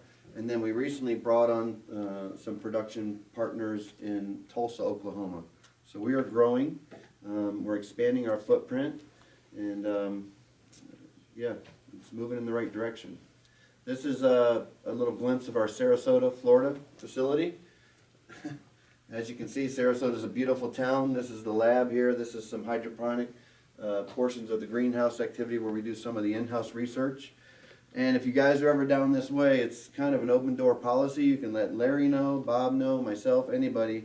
We always love to have people that want to stop by and say hi and see the operation and learn a little bit more about the science behind the technology. He's lucky. He's flying back to Sarasota, Florida tomorrow. This is the Biodyne, Iowa facility. It's in Fonda. So we very proud to announce that we got these bioreactors up and running for this season. So all the microbes that are being produced for you guys here is coming, an hour and a half from here. So Bob Wagner was key in really getting this operation started, and he can tell you it's a pretty impressive setup, and really is going to help with some efficiencies when it comes to logistics and transportation and things like that. Thanks to the people in this room, we got to the point where we were trying to deliver 300,000 acres of microbes in mini bulks and on pallets from Indiana. Didn't work very well. So we figured we'd put one bioreactor in Iowa. By the time we got ready to put one bioreactor in Iowa, it was obvious to us that we needed two. So we planned on having two, and when we finally got operational, we needed four. Much to the credit of the people in this room who buy so much of this. We're pretty much in nonstop production as we speak. My brother, Garth Farley, who was gonna come to this, but he's been here for 7 weeks now, kind of constantly running and producing and gearing up for the season. This is our newly formed Biodyne Southwest, as we call it, in Tulsa, Oklahoma. Launching agriculture down there this year, primarily been a spot where we do a lot of work in bioremediation and wastewater treatment. A lot of work in the oil fields down in Oklahoma and Texas as well. This will be our new headquarters in Fort Wayne, Indiana in March. It's under construction right now. The building's done, the inside work is being done as we speak. We're hoping to be able to move in there middle of March. Those of you who have built things before know that it doesn't always work as planned, but we're hoping. So what I wanted to cover real quick, I got a couple more slides, is, you know, everybody's hearing about biostimulants now, right? What are biostimulants? A lot of people think it's the third leg of agriculture that's coming, you know, the chemical, the physical. Now we're talking about the biological. Well, in 2018, the Farm Bill defined what a biostimulant is for the first time. So what the official definition is, it's a substance or microorganism that, when applied to seeds, plants, or the rhizosphere, the root zone, it stimulates natural processes to enhance or benefit nutrient uptake, nutrient efficiency, and tolerance to abiotic stress or crop quality and yield. So a pretty broad definition. That was defined in the 2018 Farm Bill. So really there's a couple different categories in the biostimulant world. You'll see to the right there, one is biological products. These are products that contain living microorganisms. Bacteria, actinomycetes, fungi, protozoa. That is what Biodyne is. We are live beneficial microorganisms. Then there's other biostimulants. They support or promote the increase of microbial populations. So sugars, fulvic acids, humic acids, kelps. There's a wide variety of different things, but they don't contain living microorganisms. A new trend is really the combination product. So like with Meltdown and Biocast that we have, it's our live microbes with other biostimulant technologies to really form a synergistic relationship to do multiple mode of actions and create kind of a 1 + 1 = 3 situation. And I wanted everybody to know, you know, right now there's no real legislation or regulations when it comes from the USDA or EPA or anything like that. It's a state-by-state proposition. But we are hoping to hear something within the next 3 or 4 months on regulation. The EPA has put out a comment, industry's responded. We're hoping to really get some guidance around regulating these products. And from our perspective, we are 100% in favor of proper regulations, because right now there's a lot of things coming at you guys every day, and it's hard to know what's real, what's not, what's science-based, what's not science-based, and I think regulation will really help even the playing field and clean up some of the confusion. And we've been a part of that. We've met with our state agricultural people and really we're allowed to give them feedback, and they want fair regulations, and they don't want regulations that are going to stifle innovation. So what's different about Biodyne? This is really the key takeaway from everything you hear, everything you see, is it's all about the team. It's microbial team technology. There's a lot of products out there on the market that have 1 or 2 or 3 strains. We have over 24 in each one of our blends, okay? So it's all about the diversity, the diverse capabilities, the viability, and all the things that are going on with the team approach. Also, it's about the viability. So our products are fermented to the point where we have, this is a low estimation, but greater than 500 million live microorganisms per milliliter.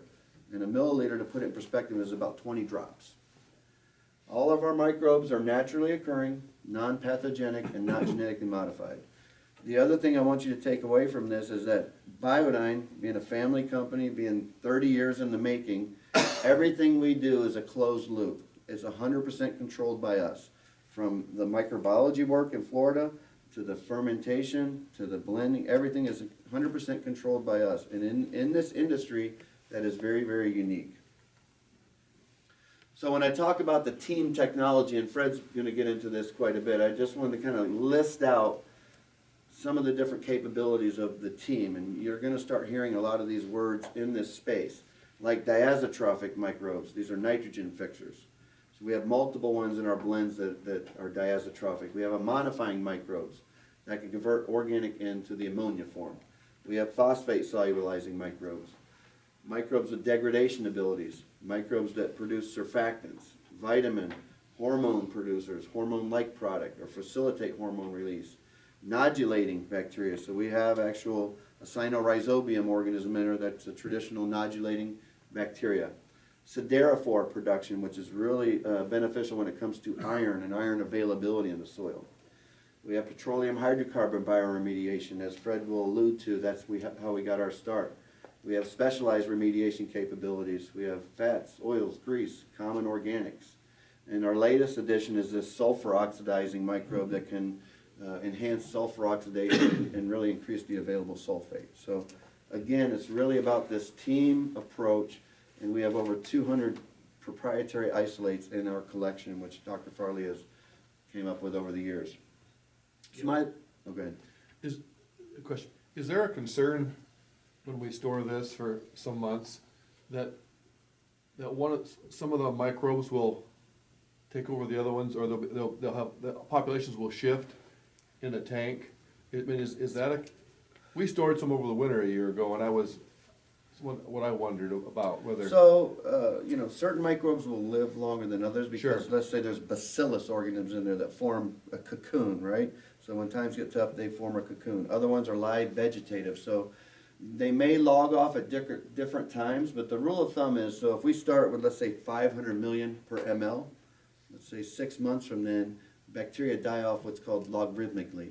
So then you lose half. So now you're 250. Then you lose half of that half, half of that half, half of that half. So the product truly never goes bad, but if you cannot use it in that growing season, if you carry it over year to year, your numbers are definitely going to be lower, and you want to use more. Or now we have strategies and scenarios we can work with you and Larry on kind of rejuvenating that product and getting it back up. I guess we did that, now I think about it, we did do that. Right. Is that because it's losing its food source? And Fred can go into this more, but yeah, losing its food source, I mean, these are living organisms, and if they run out of food, they're gonna die. So, What kind of temperatures do you need? I wondered when the tank was sitting in the sunlight versus sitting in the shade. Is there a temperature I guess to be a little bit aware of when I you're? mean, ambient temperatures are better. We don't wanna get too hot, we don't wanna get too cold, meaning freezing. Yeah, Freezing is definitely not a good thing. And then anything, I don't know, Fred, what'd you say, over 100 degrees in the direct sunlight for long periods of time is probably not the best. Not ideal, but it's not, again, it's not gonna kill everything. Bacteria are tough to kill. But these are really good questions. You're dealing with a living product, so if things get carried over year to year, I mean, we try to manage inventory the best we can, but with a year like last year, it was impossible, right? I mean, the way the weather was and the late planting and the late harvest, so we try to work through some of those strategies. My last slide, this is kind of we've evolved, which we started with the straight microbial products, and again, we've learned the proposition of putting things together and utilizing multiple modes of action. We kind of have a complete offering now that we are really working with. We have, our core products, which are our 301, 401, and 501 in the ag space. We have other biostimulant products. We have combination products. We also now have foliar products and micronutrient products and the sugar. That's it for me, so I'm going to turn it over to Dr. Farley and let him take over.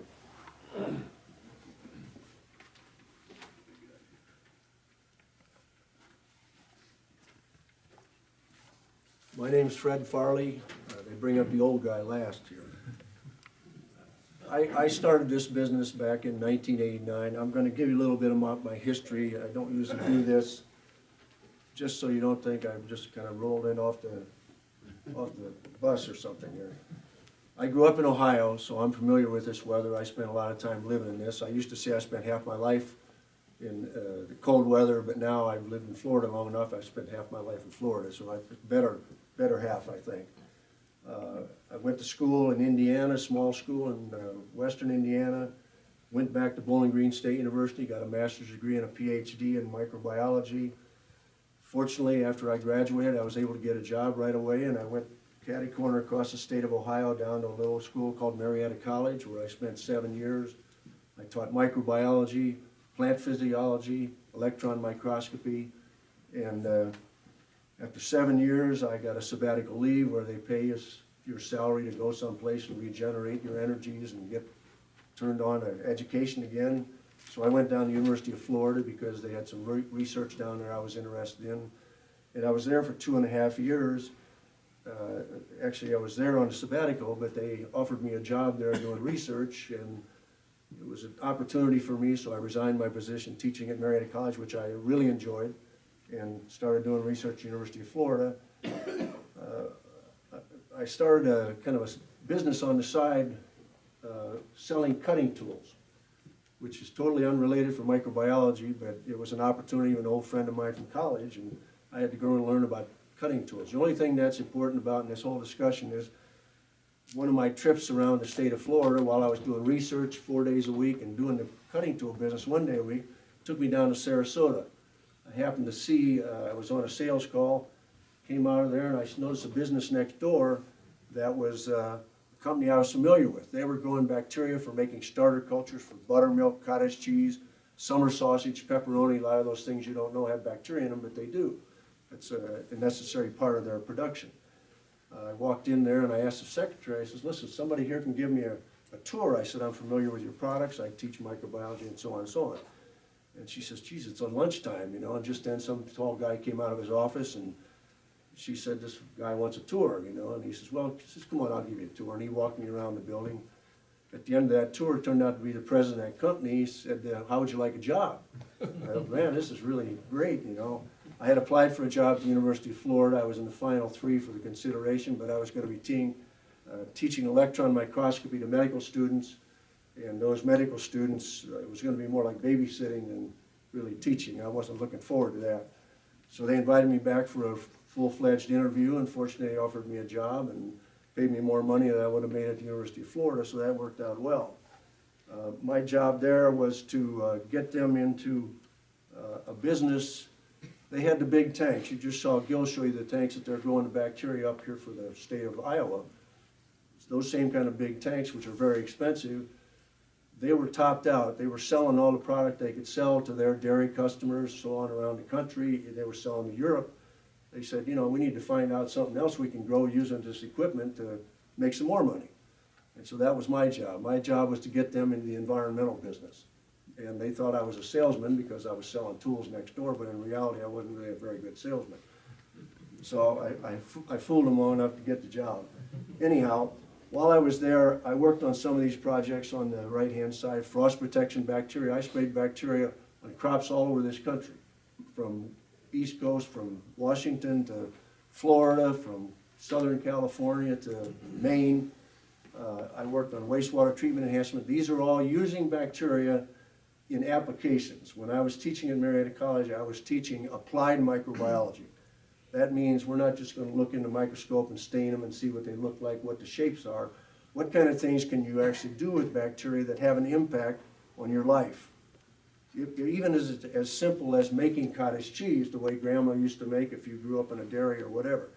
And so all of my applications here were, what kind of jobs, what kind of things can we grow bacteria that'll have an application in the environment? You look at some of these things.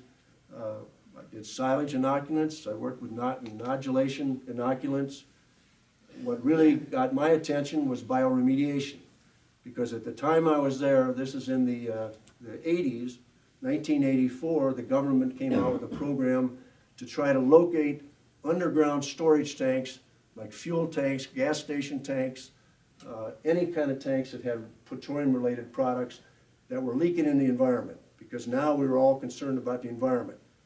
EPA was developed in 1970. That's when EPA started. So now we're more concerned about what's all this stuff doing that we're putting in the environment.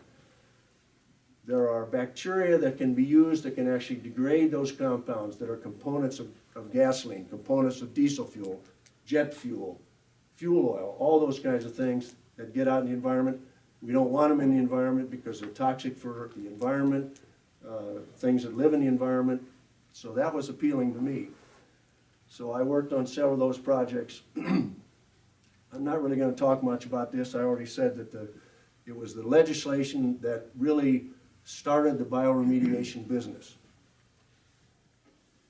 How did we get, or how did I get from bioremediation to what we're talking about here today?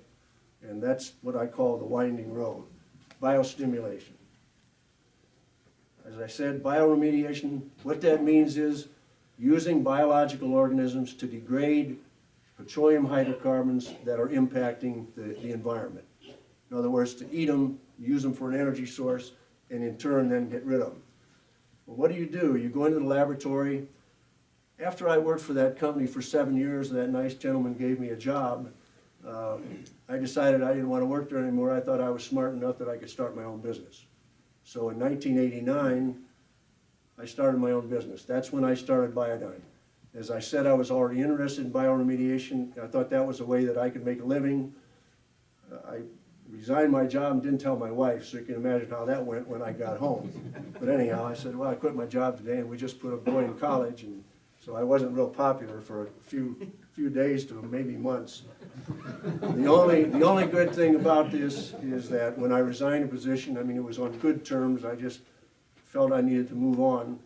The advantage for me was that I had been so essential to what we were doing. I was the only one that knew what they were doing there with these new products. So they said, geez, we're going to have to keep you on at half salary. I thought, man, that saved me, because otherwise I'd probably be mowing grass in Florida today. So I started this job, going to focus on bioremediation. I want to look for organisms that can degrade petroleum hydrocarbons. I already had 6 organisms when I was working with the other company that I knew were good organisms. I knew techniques to screen them. Fortunately, while I was working for the other company, I met a lot of friends who were in the oil business, the Exxon people, the Chevron people. Everybody was facing the same problem. I've got contamination. How can I clean it up? Because the government is saying, you got to clean it up. You got to clean it up, or we're going to get mad at you. So they would send me samples of soil from oil refineries, from places where oil had been spilled, from places where they were drilling for oil, where oil had been spilled on the ground for years in one form or another for one reason or another. Where do you find organisms that can degrade petroleum hydrocarbons? You go and look for places where they've been exposed to petroleum hydrocarbons on soil for years and years and years. So I had the perfect storm here. I've got people that want to send me soil samples, send me water samples from all over the world, say, can you tell us, do we have some organisms in this soil, in this groundwater, that can eat these hydrocarbons? So I was getting free samples from everybody. And so I had enough techniques. I knew how to separate out organisms, do the counts, expose them to different types of chemicals in a way so I could tell, can they use benzene for a sole carbon energy source? Can they use toluene, polynuclear aromatic hydrocarbons, all these bad compounds that the EPA wants them to get rid of? And lo and behold, I could. So now I went from 6 organisms to 106 in a pretty short order. So that was exciting, and I started getting jobs, putting together a product. I had 6, I said, to start with. Every time I'd find a new one, I'd say, wow, I never thought I would be in the business of having the chicken soup of bacteria. Well, lots of blends, the kitchen sink mixture, I guess. Because I thought, boy, I've got 6 good organisms here, they can take care of this stuff. But every time I found a new one that was as good or maybe a little bit better than the ones I had, it broke my heart to see I'm not going to throw out these veterans, you know, because they're just not quite as good as this new guy. So now I got 7.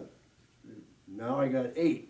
So that's how we have these consortia today. We have multiple organisms because I don't have the courage to throw out the old guys. So that's ended up being of real benefit, which we'll talk about here in just a minute. But at any rate, we screen these samples, find the organisms, we bench test them with jar tests or whatever we can do to verify to myself so that I can convince somebody else, look here, I can show you they can actually use this compound as a sole carbon energy source. And then my job is to go out, who am I gonna sell this to? Well, fortunately, I set up a relationship with people who are trying to sell their houses. Florida, a lot of houses for sale in Florida for a lot of money. When I started doing this, every house in Sarasota that was probably 25 years old or longer had had a fuel oil tank in the ground next to their garage, because that was before the days of heat pumps and combination air conditioning heat pumps and things like that. You had to have some kind of heating system. Any of you who've been to Florida, a lot of Florida, the groundwater is only about 2 feet to a few inches below the ground surface. So any tank, any steel tank that's buried in the ground, what's gonna happen to it after a while? They're all gonna rust. So they all leaked. So pretty soon it got to be a question on the questionnaire of people who wanted to buy houses. If you had a house to sell, you had to answer a question, was there ever a tank? So boy, then the pressure was on. Geez, if I say, was there a tank, then this guy that wants to buy my house is gonna say, I'm not gonna buy that house because you got a tank and I'm gonna have to clean this mess up. So the federal government did a good thing. They put in an underground storage tank program. They taxed us on our gasoline, and in turn, they said, we want to encourage you to report that I had a tank. Whether it's Mr. Gas Station Operator, whether it's Mr. Farmer that's got a fuel tank on their property, or anybody else that had some kind of fueling system, have the courage to report that you have it, and if it's bad and you're not going to use it anymore, you pay to take it out, maybe $3,000, $5,000 thing to take care of back in that time. If it needs a cleanup, that might be a $100,000 ticket. We'll pay for that, meaning the federal government. So that took the stigma out of it and made people less afraid, say, I can finally tell them that I really did have a tank one time. But for me, the reason I made money on that is because now I had a good relationship with the real estate agent, because he wanted to sell this house, because he wanted to commission off the sale. I would set up meetings with the seller, with the buyer, with the real estate agent. I would tell the buyer, if you really love this house, buy it, because I'm gonna be responsible for cleaning this up. I would say to the seller, and you're gonna pay me. So you don't have to worry about paying anybody, he's gonna pay me. Furthermore, he's gonna pay an attorney in escrow to make sure I get paid, because I don't know him well enough to rely on him to pay me every month. And I would take on these jobs sometimes for a year. I would work on these sites, I would go out and prepare the site, get it ready, dig out whatever I could dig out, put in pipes. I augured more holes in Sarasota, Florida than you could shake a stick at. To be able to add bacteria, because proximity is key, just like it is in furrow to the roots of your plants. Bacteria are tiny. Can't see them. Take 1,000 of them on the smallest increment on your ruler. You've got to have them close to things in order to make sure that they're going to contact what you're trying to get rid of. So it was important for me to get the stuff, do it myself, make money from these people, prove to myself that this worked, prove to other people, which then allowed me to get more customers. People started to call me and say, listen, the real estate people love me in Sarasota. As soon as you have some successes, and I was established a little bit, people start to say, wow, do you have something that'll eat this?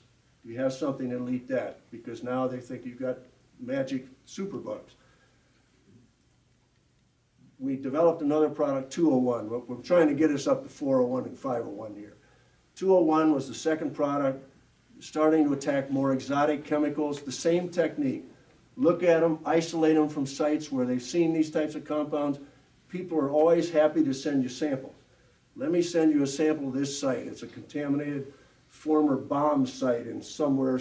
You know, some of the things I took in probably I shouldn't have brought into my laboratory, but I did. Found organisms in there, found organisms that I could test against known chemicals and show that they could degrade these kinds of things.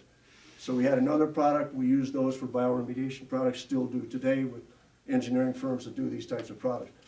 Finally, I got to the point where people said, geez, do you have something that'll help my restaurant?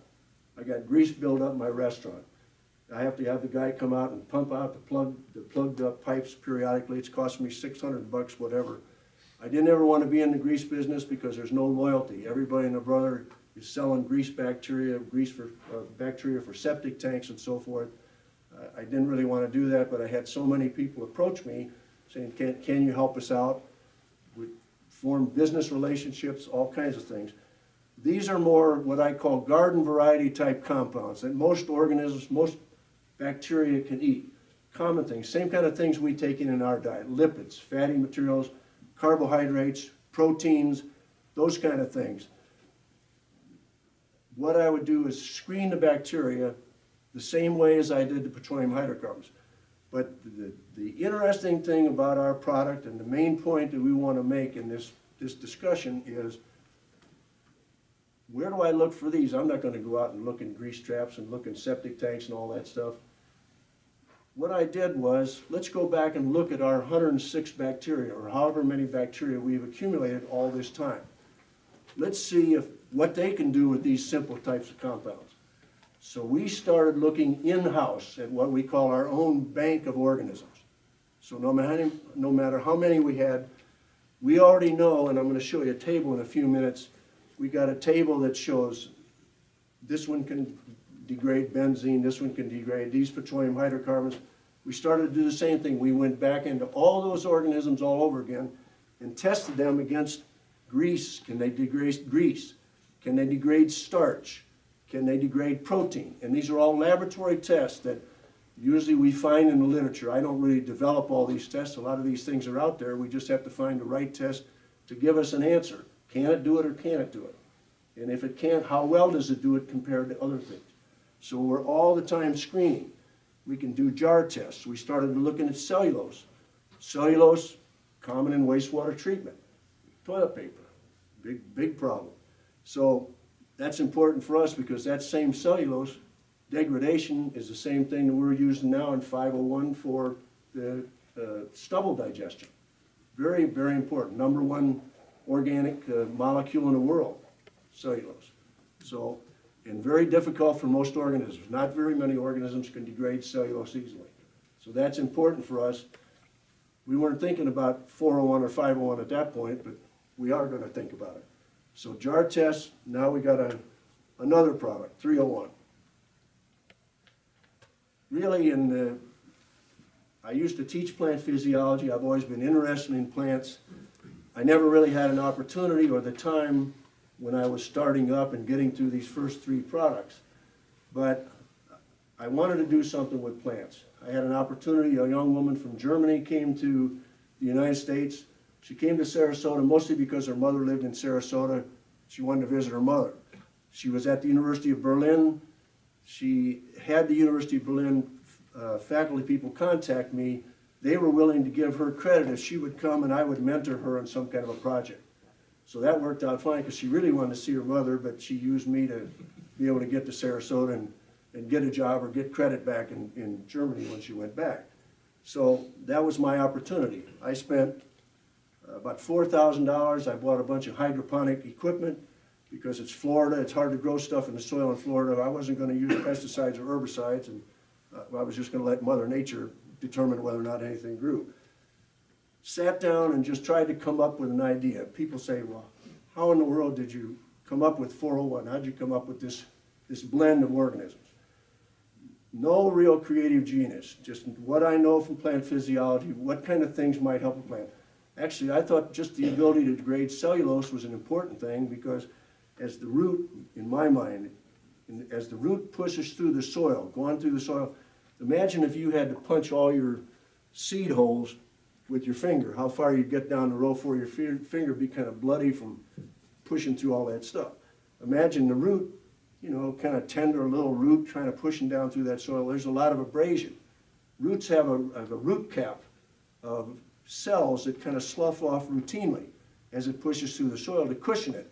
It's almost like having the glove that you'd rather be punching those holes with instead of just using your bare finger. So there's a lot of cells. What's the outer coating of plant cells? Cellulose, number one organic compound in the world. So I thought, boy, we want to have something in that soil that degrades cellulose. What do they degrade it to? Simple sugars. Simple sugars, almost every bacterium can use simple sugars. So if I put some cellulose degraders in there, if it degrades it to simple sugars, not only does this guy get the benefit from the cellulose degradation, but all his friends around him get the benefit of the stuff that they pulled apart the freight train to the individual car trains, the little cellulose, or the little carbohydrate molecules. So the thinking was, let's do something. We already know which organisms can do the simple protein, lipid, starch degradation type tests. We know cellulose degradation tests. Nitrogen fixation. Nitrogen fixation was another important molecule. It's typical to think of nitrogen fixation as only nodulating bacteria. Nodulating bacteria are specific bacteria that form a symbiotic relationship with the plant. The plant actually interacts with the bacteria, forms a little cave for this microbe to get inside there. The benefit to the microbe, it gets protection from the immediate environment because it's inside the plant, like being in a little nice warm cave. And the plant, in return, gets the benefit of the organism pulling nitrogen out of the air, putting it into ammonia form, which then becomes available to the plant. So it's a wonderful relationship. The nitrogen fixers that we have, that I was interested in, what I call free-living nitrogen fixers. They don't need to penetrate the plant. They don't need to be inside the cell. They can fix atmospheric nitrogen out here in the grass, out here in the driveway, no matter what. As long as they have energy source, something to grow on, they can pull nitrogen out of the air. The benefit is they don't need to have a special plant relationship. They don't have to be just on a bean plant or just on a corn plant. They can be on a sugar beet or a sweet potato or whatever. So any place that they are, as long as they have the nutrition to grow themselves, they can make their own nitrogen by just taking it right out of the air. They don't need to make a nodule or any of these kinds of physical attachments. So we did a lot of testing of that same bank of organisms, our 100 and whatever. Now we're up to almost 200 strain. But every single strain gets the whole bank of tests. And the difference is, because we started in remediation, the first set of columns all have to do with petroleum hydrocarbon degradation. Then the other columns start to show protein, lipid degradation, starch degradation, cellulose. Now we got a column for nitrogen fixation. Over here on the right-hand side, those kind of fluorescent strips are bacteria that produce siderophores. In Latin, the word sidero, S-I-D-E-R-O, refers to iron. You know, we think of ferro, ferro this, ferro that is a kind of another Latin and Greek term for iron. But siderophores means iron carrier. There are certain bacteria, not all bacteria again can do this, can send out molecules into their environment. It's important for you to know, we'll see a slide here shortly, bacteria don't have mouths. They don't go around doing this like Pac-Man. We see all these Pac-Man things kind of depicting bacteria. That's not really the case. Bacteria are like the old tires with a tube in it. Remember the old casing? The tire was inside, you pump up the tire and it swells up and expands the casing, that's your tire. Now we got tubeless. The cell membrane of the bacteria is like the tube, and the casing on the old tires is like the cell wall. What's the cell wall made of? Of bacteria. It's related to cellulose. It's a slightly different variety, but it has the same carbohydrate type component. So it's another major complex compound in the environment. But anyhow, the point is the bacteria, most of these molecules are outside in the environment. The bacteria send out enzymes to help them gather up this information out in the exterior. For example, it's cellulose. They send out an enzyme to go out there and take apart this big freight train made up of all these individual carbon units that makes up cellulose. They go out there and start clipping so that they can bring the smaller molecules inside of their cells for nutrient. It has to pass in and out of the cell membrane. They don't have a mouth, so they've got to do all their degradation work outside their cells and bring that material inside. That's why they're so small. If we don't have proximity, they're sending these molecules out there. It's like sending them across the room. It won't happen. If you put the stuff in the middle of the tire track, the chances of getting an effect from that bacteria is less than if you put it in the furrow, right next to the seed or right next to where the roots are going to be. So the siderophores are compounds that are sent out of the bacterial cell. They're like mini magnets. they go around and they attract iron molecules. They're attracting the iron molecules, attached to them, and then can be brought back into the cell because the bacterium is a living thing just like our cells. All they care about initially is the little glucose molecule. The plant photosynthesizes, makes this nice carbohydrate molecule, glucose. That's the basic molecule, the most important molecule on Earth. From that molecule, the plant has to make every type of organic molecule inside its body. It has to make DNA, it has to make RNA, it has to make proteins, it has to make carbohydrates, amino acids, all these things.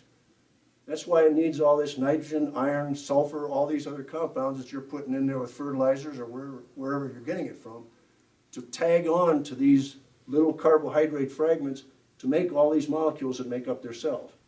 So plants are really amazing. Bacteria are the only other organisms that really can do the same thing. They can start out, imagine these organisms degrading these petroleum hydrocarbons. They only have carbon and hydrogen. Petroleum hydrocarbons only have two elements, carbon and hydrogen, making up those molecules. So if that's my only food source, I can have all the hydrocarbons around these bacteria that I want, but if I don't provide them with a source of nitrogen, iron, sulfur, just like you're providing the plants, they can't use that material because they have to have these other compounds to make all these other ramifications, put all these little side groups on this simple molecule. That's the real critical part of what we're doing. So this was kind of the fundamental theory putting together this product. We see benefits. Another thing that we've seen from these are hormone production. This is a test that we do with the bacteria. We take a plate, this stuff on the bottom here, these are smears of bacteria that you're seeing across there. You put a typical, a small plant on a plate and let the root grow down, which it's going to grow by gravitation. And when it gets close to the bacteria, look at the difference. The side that has the bacteria, look at the stimulation in the root hairs on the one on the right. That's only because a hormone is being released by those bacteria in that smear. The other side that didn't get the bacteria, that's what the root looks like without that stimulation. Indole acetic acid. The point I'd like to make here is that people tendency, marketing types in new products will say, oh, these bacteria are designed to do this for the plant, designed to do that for the plant. Personally, I think that's BS because I think that the bacteria are doing all these things for themselves. They're getting the nutrients for themselves because their goal is just like ours, grow and multiply. You know, go out and multiply, young man. That's what the bacteria are doing. The benefits that they're bringing to the plants are because their method is a little inefficient because of where they're constructed. And we'll see something here that I call the soil piñata in a minute. But the bacteria are really doing this for themselves. Why in the world would a bacteria produce a hormone that we associate with plants? Because bacteria are way older than plants. Bacteria have been making these communication molecules. Hormone is nothing more than a molecule that's produced one place and goes around to other places, just like we make hormones in the thyroid all over the body that go around and tell other parts of the body what to do.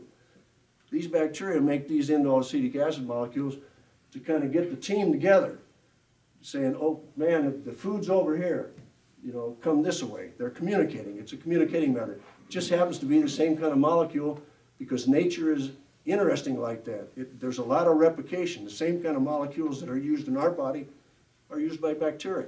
It's a common thread. So we put together the hydroponics. I mentioned the German girl.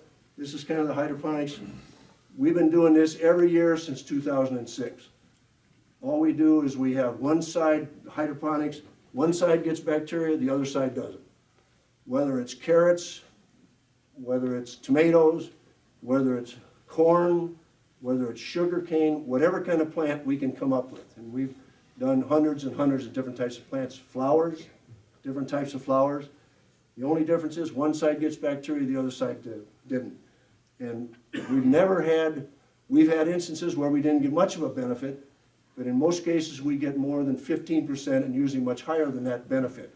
Whether it's the size of fruit, the number of fruit, the number of leaves, the size of the diameter of flower, whatever the case might be. We do this outside. This is Florida. You know, it's hot, it's windy, we don't control the rain. This is not in a nice fancy greenhouse, nice enclosed greenhouse. We repeat everything at least 3 times. So every crop that we choose, every seed that we choose, we repeat 3 different seasons.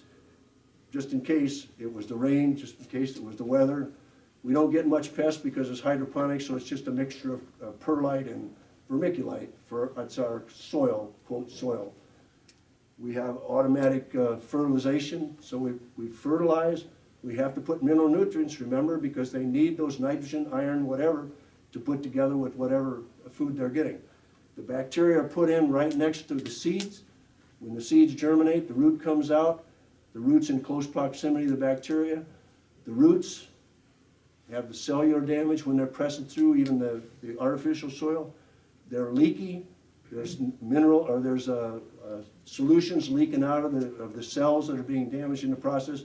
So that's the food source for the bacteria.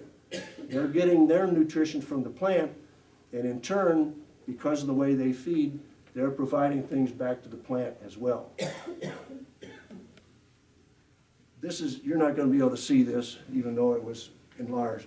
But you can see soil carbon and energy testing. The left-hand side of this is from the first part of my life, the bioremediation side. Looking at all these different strains. These are the strains in 401, 27 different strains. And the number of strains that do each one of these kind of things at the bottom in the red. So as I said, we started out with the 101, which was really petroleum hydrocarbons.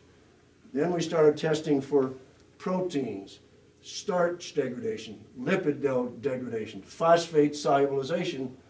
We didn't know about phosphate solubilization when I started this, when I put this 401 together. We were working with people in Colombia, South America, and they're the ones that said to us, geez, did you know your bacteria can do something with phosphate? Because they were looking for a cheaper source of phosphate to put on their roses. 90% of all the roses and gerberas that come into the United States come from Colombia and Ecuador. I mean, some of the most beautiful stuff. You walk into these greenhouses, just unbelievable. I mean, it's really wonderful stuff. But at any rate, they were using rock phosphate, an insoluble form of phosphate, in pots to do testing to see if they could buy a cheaper source of fertilizer. And what they found was they got good rose growth in this crude phosphate source, which was our first indication that these bacteria probably were solubilizing phosphate. Then all of a sudden in the literature, you know, how many years ago did you start hearing about solubilizing phosphate, using microbes to solubilize phosphate from phosphate that has been added to the soil over the years and is now accumulated there and really isn't available to the plants because of the source, because of the chemical complex. And now we've got bacteria that can solubilize that. So somebody says, do you have bacteria in your blend that can solubilize phosphate? Say, yes we do. And as a matter of fact, where is it here? We have 9 strains. 9 of the strains that are in that blend can solubilize phosphate. How quickly can that happen? You know, you put your bacteria in the soil, if evidently it must work quick enough that you don't have to have another source of phosphate if you got enough in the soil so it can solubilize and that new growth, that new plant can take it out. What I would say to you is that bacteria, some bacterial strains can grow very fast. They can duplicate every 20 minutes. So instead of taking you 30 years to, you know, have a generation, you know, in 20 minutes bacteria goes from 1 to 2, 2 to 4, 4 to 8, and so on and so forth. As long as they need the phosphate. Bacteria are conservative. I always use an example. Bacteria don't do things unless they need to. You know, they're smart, but they're conservative. It takes energy to make enzymes. That means you've got to expend energy to make the enzyme to go out, or the acid to go out and solubilize this phosphate. So, am I going to make this stuff all day if I don't really need it? I use the example, it's like an umbrella. You could live your life every day, go on it and getting up, put your clothes on, get your umbrella out, open it up, you know, and walk around all day carrying an umbrella in case it rains. you know, but can you imagine, you'd get tired of carrying that umbrella after a while, you know? If it looks like it's gonna rain, I might get the umbrella. I mean, bacteria are the same way. They don't do things unless they need them. So if they need phosphate, if it's a limiting environment, they'll do it. Because they need that phosphate, because they can't make phospholipids, they can't make DNA, they can't make RNA. All these essential compounds that you have in your body and they have in their bodies, they can't make unless they have phosphate. So if they're getting sugar, if they're getting the nutrients, the plant's leaking out some carbohydrates, they're chopping those up and eating those.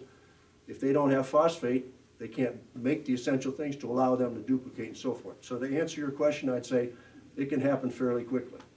And we've got lots of strains. Did we know those strains could do that? No.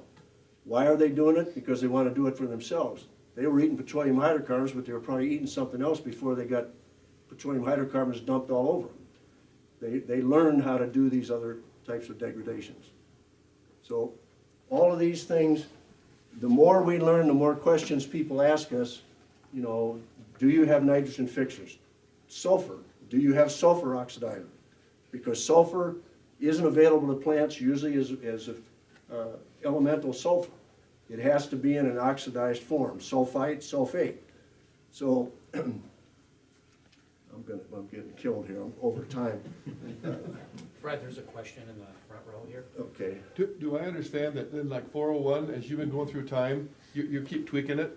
The product 401 today is maybe slightly improved from what it was a few years ago, or? It is, yes, and one of the reasons is it's improved because now we know what's going on. We continue to expand our knowledge as more information comes up. Bob is a favorite thorn in our side here because he's always calling on the phone. He says, do we have a sulfur oxidizer in the product? Or someone else will say, do we have an organism that can do this? We try to explain. My motto is, if the only difference is this got the bacteria and this didn't, and it was an improvement, we'll take credit for it, but then we'll try to figure out how to explain it. You know, and we can't explain everything. So a lot of the evolution here has come from learning more about what we have. I mean, there have been some additions to this product, but really not many. What we have done is gone back into the dictionary and now tested things to say, geez, maybe they can solubilize sulfur, or maybe they can do some of these other things. And if I get a chance, I'll give you that example here. Yes. Does this project, once you spray it on, does it start living in your soil year after year? As long as there's nutrition. I mean, their numbers will go up and down with the availability of nutrition. And that's why I think the 401, 501 has become popular and kind of feeds each other. Because when the plant dies, the residue that's left there in the soil is going to be the last source of food for the most part. And if we can degrade that residue, because what's in that residue? How many ears of corn do you get off your corn plant? 1 or 2? Where's the rest of that plant go? Organic matter. The rest of that plant has all those same things. The rest of that plant is all that carbohydrate that was made by chlorophyll with all the essential side groups on to give it the protein, to give it the DNA, the RNA, everything that plant needed is in that. Where does that go? That stuff doesn't go up in the environment, you know, up in the air. When we test composting, we take that residue, we take that corn stalk, and we'd incinerate that for anywhere from 600 to 1,000 degrees. Burn it. The only thing that disappears when you burn off is the carbon as carbon dioxide, and some of the nitrogen, because the ammonia, if there's ammonia there, it'll gas off. But everything else, every iron element, every sulfur element, every other phosphate, all those other things are still there in this powder. It's just like burning logs in your fireplace. What's left in that ash, you take that and have it tested, all those micronutrients, mineral nutrients are all there, except maybe a little less nitrogen. The carbon's all gone because it's been burned off. So there's a tremendous amount of available materials left in that residue. Therefore, organisms that can degrade those things, like the cellulose, like the lignin, all these complex polymers in there, break it down into smaller things, can feed the other organisms. There will be some material left in the soil, but we've learned years ago from doing wastewater treatment that it's important to replenish, because it's all in the numbers. We're putting in billions of organisms per milliliter. Every 20 drops, close to 1 billion organisms. And when you're so small, and when proximity is critical, the more organisms you have to have a chance to get next to what you're trying to degrade is critical.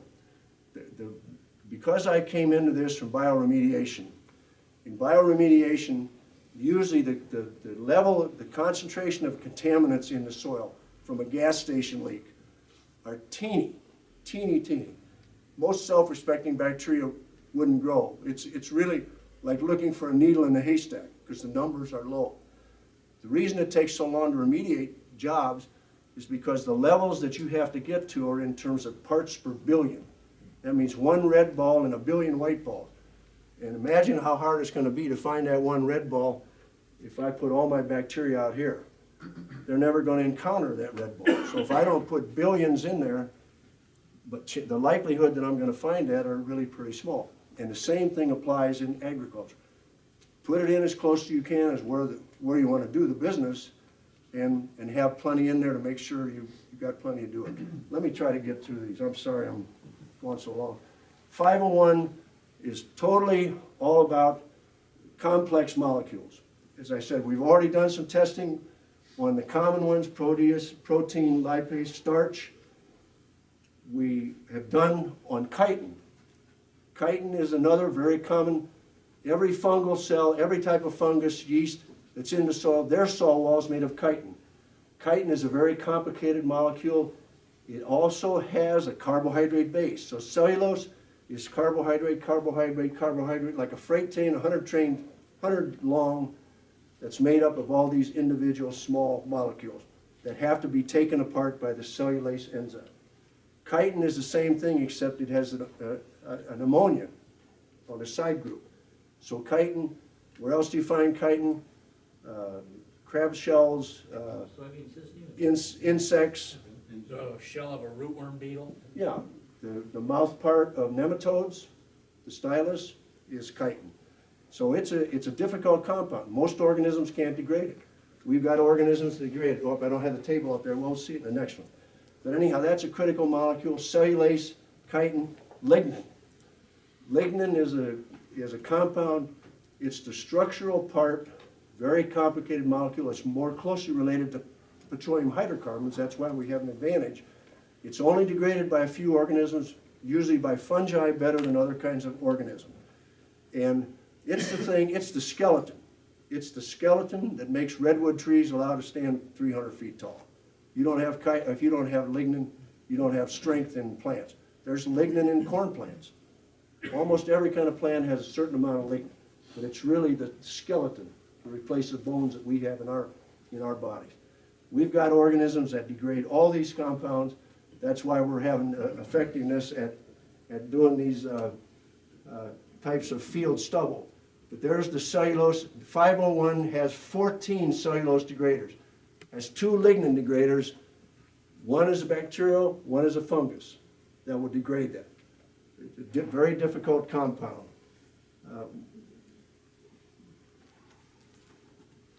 The capabilities are important. Here's what I was talking about, the tire and the casing, the old tubeless tire, the cell.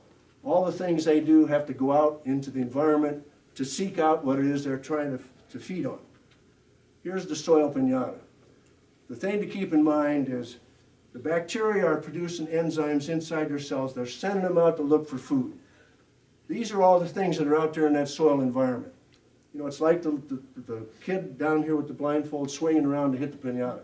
What happens when the pinata busts open? It's like a scrum. All the kids are in a pile trying to get this stuff. It's the same thing that happens out here. This, if I had drawn another bacterial cell, I should add that over here on the other side of that slide someplace.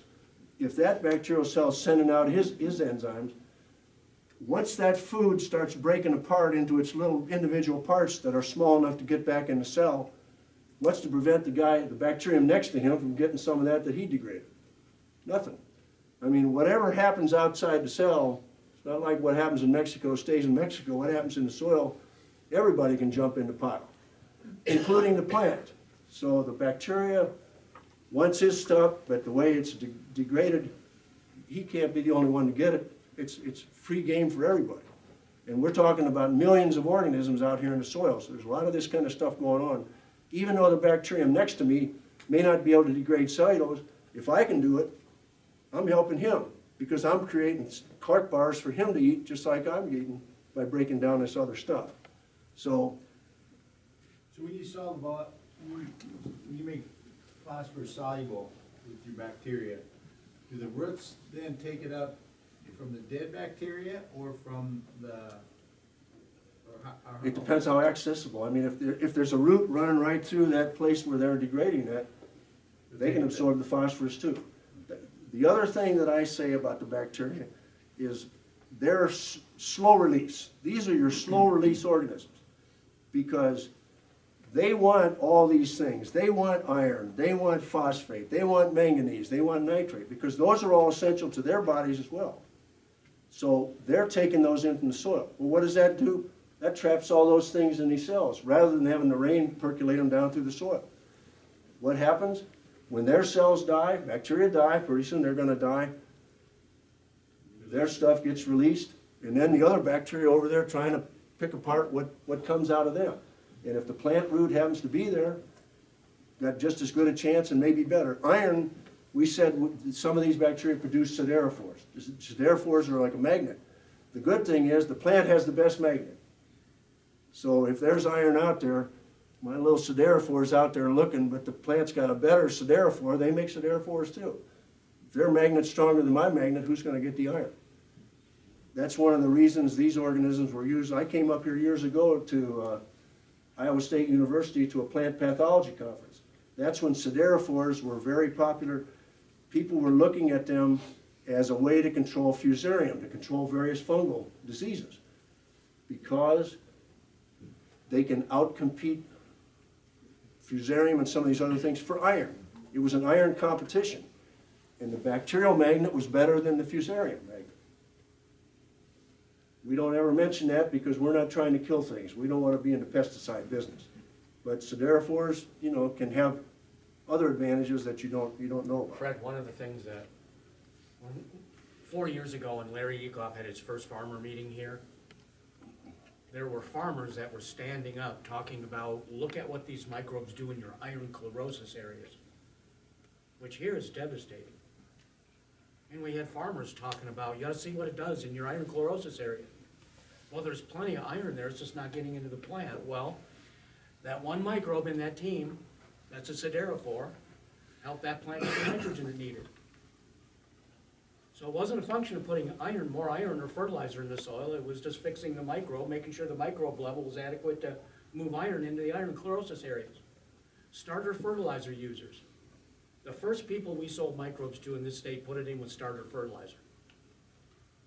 And they had strips of starter fertilizer, next to strips with starter fertilizer plus microbes, next to starter fertilizer only, next to strips with starter fertilizer plus microbes. And the corn's twice as big.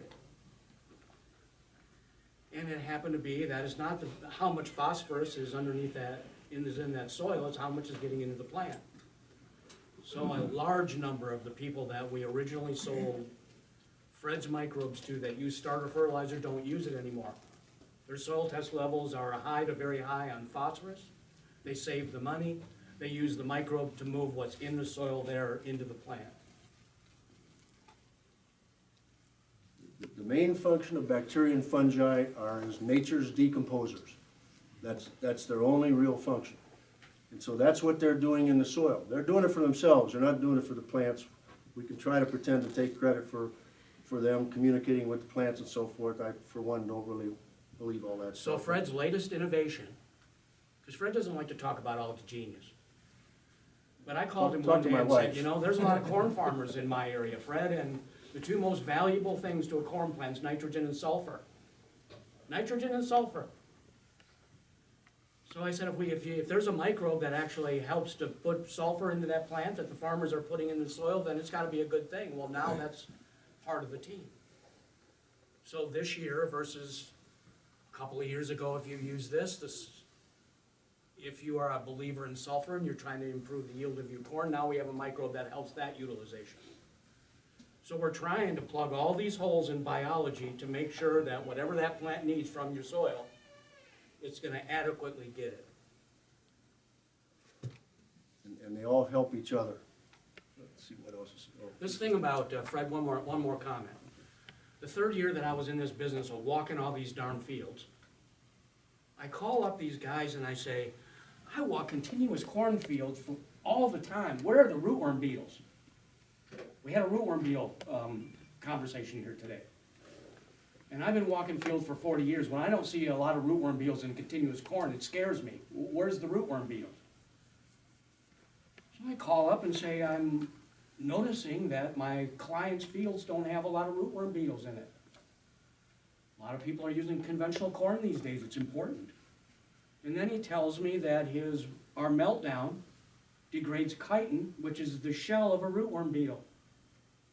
So you weaken the shell of a rootworm beetle, you expose it to diseases that naturally kill the rootworm beetle. This is an amazing story, and it takes a lot of time to filter through it, and a lot of field walking, but once you see it for yourself and put all the little pieces of the puzzle together, this guy is human magic. We didn't tell you that about the beetles. We don't harm any other organisms. You can't say that. I apologize for taking too long. I hope you can give Brody some time here, because I think that's, oh, these are the worldwide locations. I started years ago setting up entrepreneurs in other countries. So we have Biodyne Brazil, Biodyne Costa Rica. They're doing the same technology that people here are doing, that you're doing out in your field, except for they're doing it for bananas or for chocolate plants or whatever the case might be. Thank you, and I'm going to be around. Thank you very much, Fred. I'm going to be around. If you have questions, stick around. Guys, I know I apologize, we're way late, like I said, we probably would be, but if you need to go, I understand. Larry, when was the last time you had a gentleman talk about that stuff, which is way above my head, and all these guys didn't say boo? Well, I'm happy.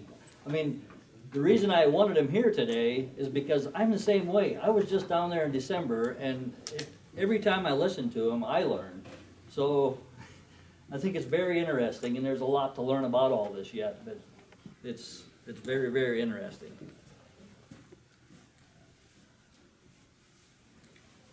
So Brody's gonna talk about some of the things we're finding too. Brody's done a lot of testing with soil tests and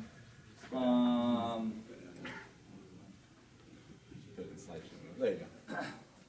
so I'm not sure how long this will take, 15, 20 minutes maybe, it depends how many questions there are, but if you need to take a break or stand up or something and stretch a little bit, that's good, guys, but just in essence of time, I think I'll let Brody get started. All right, we'll keep rolling. So, anyway, my name is Brody Benton. I started with Biodyne here back in December. I've been with Biodyne Life Sciences for the past couple of years, and during that time, I got to hear Bob Wagner talk and give the deeply moving religious experience that was, and talking about how can we use microbes to be able to mineralize more of what's in our soil, have that symbiotic relationship with the plant, and enhance our overall performance in the field. And so with that, I asked for samples, called Gil, say, hey, can I get enough to put a half dozen samples out? And I was bound and determined at that time to be able to break the microbes, really prove or disprove what Bob was talking about, and being able to solubilize more nutrients in the soil. So over the last 2 years, I've done over 500 soil samples running the Haney test. Are you familiar with the Haney test at all? Well, with that test, it's a little different than your traditional fall soil test. It gives you a snapshot in time of how much is available right now. So that's P, K, micronutrients, 3 different forms of nitrogen, where your fall soil test is a prediction of what's going to be available in the next year. And so along with those Haney tests, I also did the soil Urantes test, which is very anecdotal. And I know Larry's used this picture quite a bit. But this is a conventional till situation just east of Ames, where we put biocast down on in first, second week of April with pre-emergence herbicide. And then I went out and put the undies in there to be able to look at the different carbon level and cycling that's happening. And so you can see each untreated versus treated versus the fence row, and just how much more carbon is being cycled. If carbon's being cycled, then nutrients are being released through that process. And so with that, this field also, you probably experienced up in this area, this field had nearly 50 inches of rainfall in 2018. And so with that, we know there's a lot of nitrogen stress that's going on. And we had a 12 bushel response in this field, and a lot of that's probably being contributed to the emulsifiers and azotrophs that are in the mixture being able to produce nitrogen for us.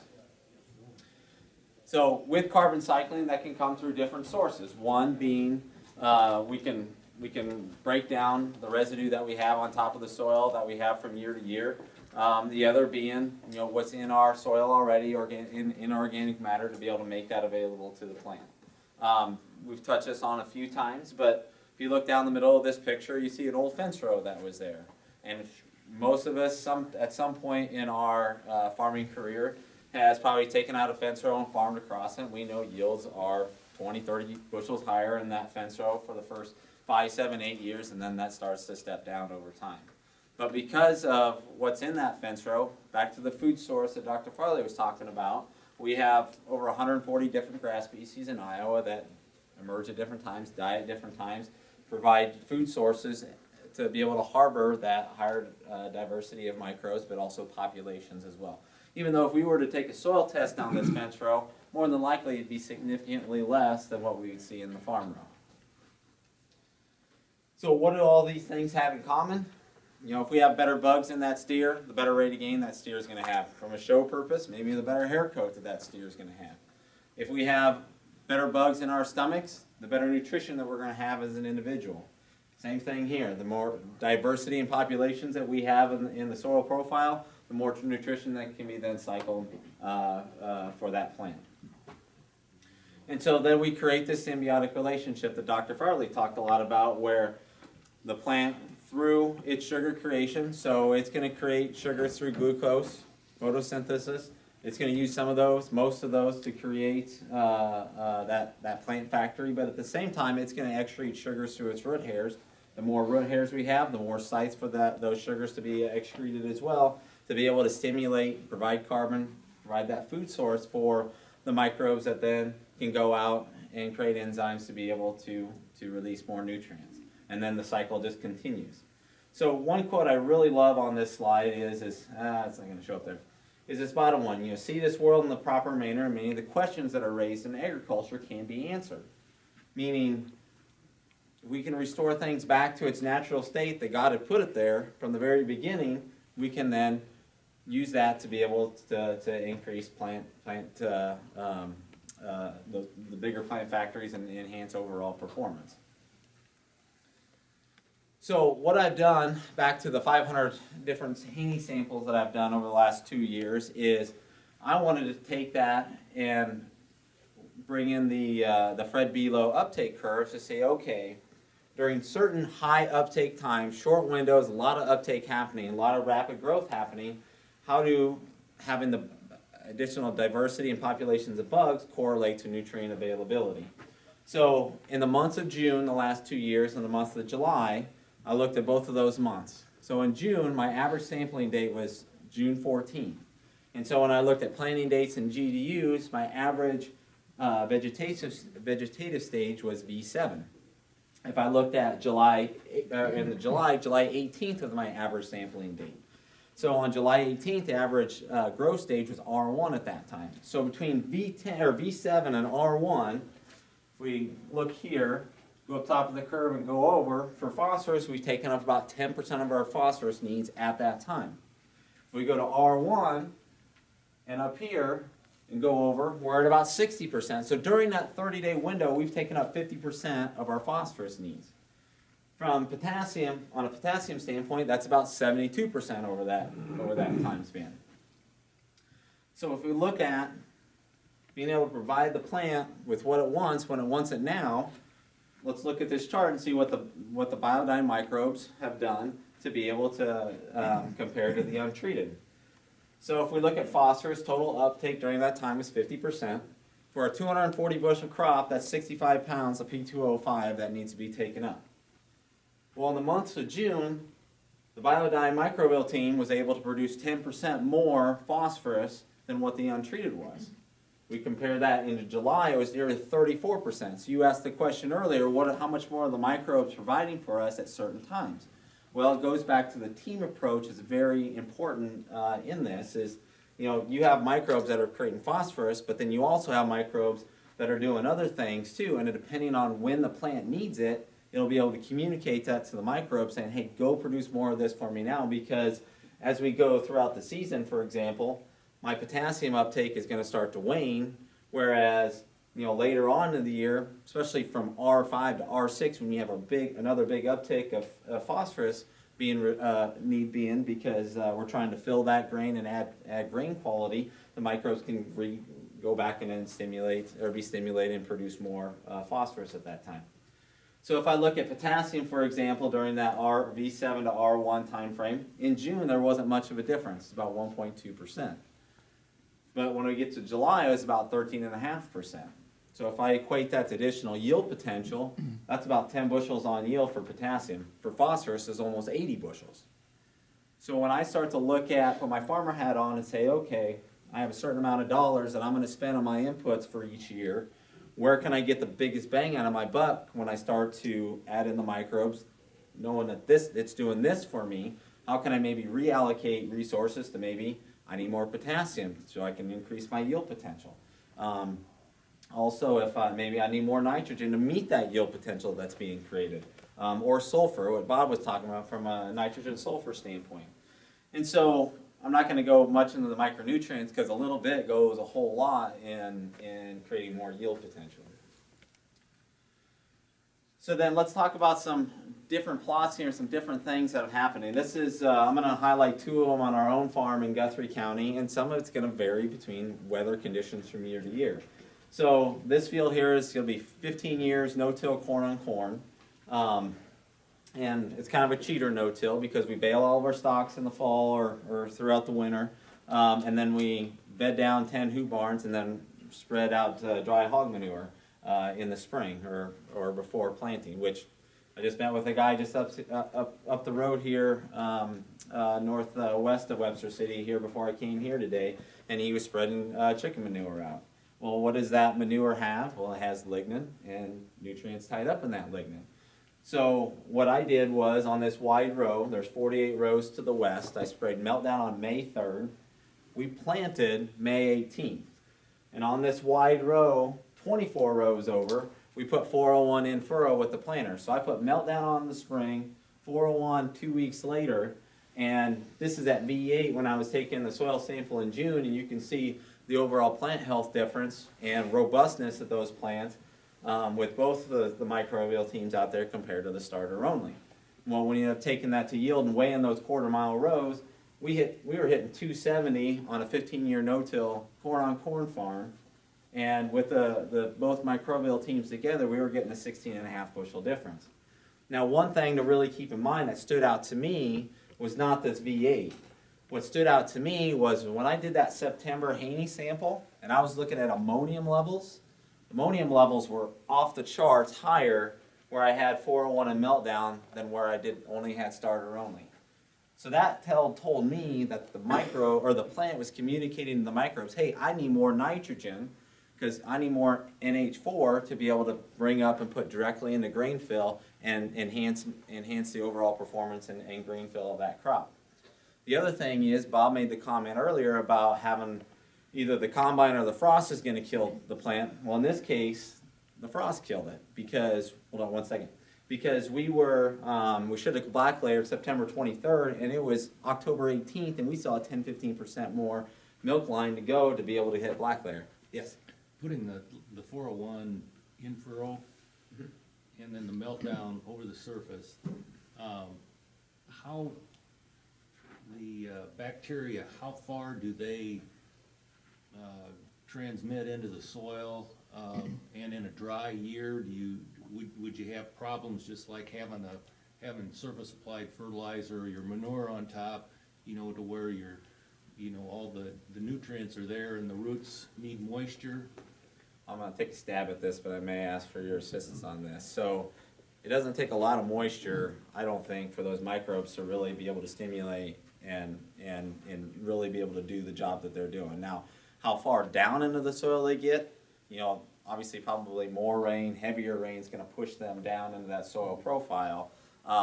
But you've already started that process of, especially with meltdown, of breaking that lignin and cycling that nutrients, because the microbes are the starter, because they'll puncture that pith, they'll open up different openings so water and air can get in there, and that's when other bacteria, other funguses can get in and really start and accelerate that process. Is there anything else you want to add on that? All I would say is, if I could draw a brick, from the side, a picture of a brick on the thing, none of the activities that I mentioned when I was talking about bacteria, the things that they send out to find food and so on and so forth, that all has to happen through a water interface. They have to have moisture. But if I could draw a brick on there, when I say water, bacteria are only microns in size. So if I could draw that brick and put a very, very fine blue line so that you could barely see it, that would probably be an 8-foot swimming pool depth of water. And so, percent moisture doesn't have to be much for bacteria, and they need to have that moisture. So unless you're 100%, you're heating that to 200 degrees or whatever, you're probably gonna have some moisture. But it definitely has to have some kind of moisture later. And that leads into this. So this is the 2019 growing season from a GDU standpoint, rainfall standpoint on this farm I was just showing you. So you can see all the blue lines are the different rain events throughout the year. So we didn't go more than 7 days really without a rain on this farm, and I'm sure you experienced that this year. GDU-wise, we were about 10 days behind where we were in 2018. But this is GDUs, we were pretty much tracking right on 10-year yield averages GDU-wise. So the other thing I did is take those same Fred Belo uptake curves that I was showing you earlier and try to map out how much phosphorus is needed to produce that 270 bushel crop. Same thing from a potassium standpoint. Now this field, there was a 55P, 250K fall soil test levels. But what was very interesting is just how much was being mineralized throughout the year. So the blue is my pool of fertility that the plants were able to pull from. The orange line is what my phosphorus needs compared to the pool was needed to produce a 270 bushel crop. Same thing from a potassium standpoint. So in this environment, the microbes were enhancing that performance, but that pool of fertility was exceptionally high. So when I start putting my farmer hat on and saying, okay, where would I invest on this ground from year to year, I probably wouldn't look as much here on that farm. But I would look at more of can we increase that yield potential because of nitrogen and sulfur needs that could be needed. The next thought is we produce a lot of livestock. We've got deep pits, cattle and hog pits. Mm-hmm. Putting these type of products in the pit, I know we do on some of ours, but breaking down the products, injecting it into the soil or surface applying, is that gonna be doing the same thing as applying Biodyne 401 or 501? Well, so we have a product. Well, I'll let Fred. Different product. Okay. Different product. The 301 that we saw earlier, that's with the garden variety kind of stuff that you're gonna find, the hog waste, chicken waste, all these other things, high ammonia, solids reduction. That's gonna help with nitrogen when you apply it to the soil, but it doesn't have the same capabilities that the 401 microbes have for that indirectly, because they're doing these things, help the plant grow. Did that answer your question? Yep. Okay. So then, now let's go to a different environment here. This is 2018. This is a different farm, different fertility environment. So this is 9P, 120K level. This is a rotated no-till farm. And so we put the 401 bugs in right beside the starter. This is 4 rows apart at the end of August. And so you can see the overall plant health difference, robustness difference. But two things stood out to me. One, I did the soil Urundi's test on this farm. Every single treatment, untreated, treated, and the fence row were completely annihilated. There was no carbon left. So that tells me that we have a high amount of microbial activity. But why in the world am I getting that amount of plant health difference and yield difference if I have that amount of microbial activity? Well, that tells me the diversity that's brought to the table is helping to release some more nutrients there that the plant can then utilize and be able to go, and utilize throughout the growing season. The other thing is, when I was looking at where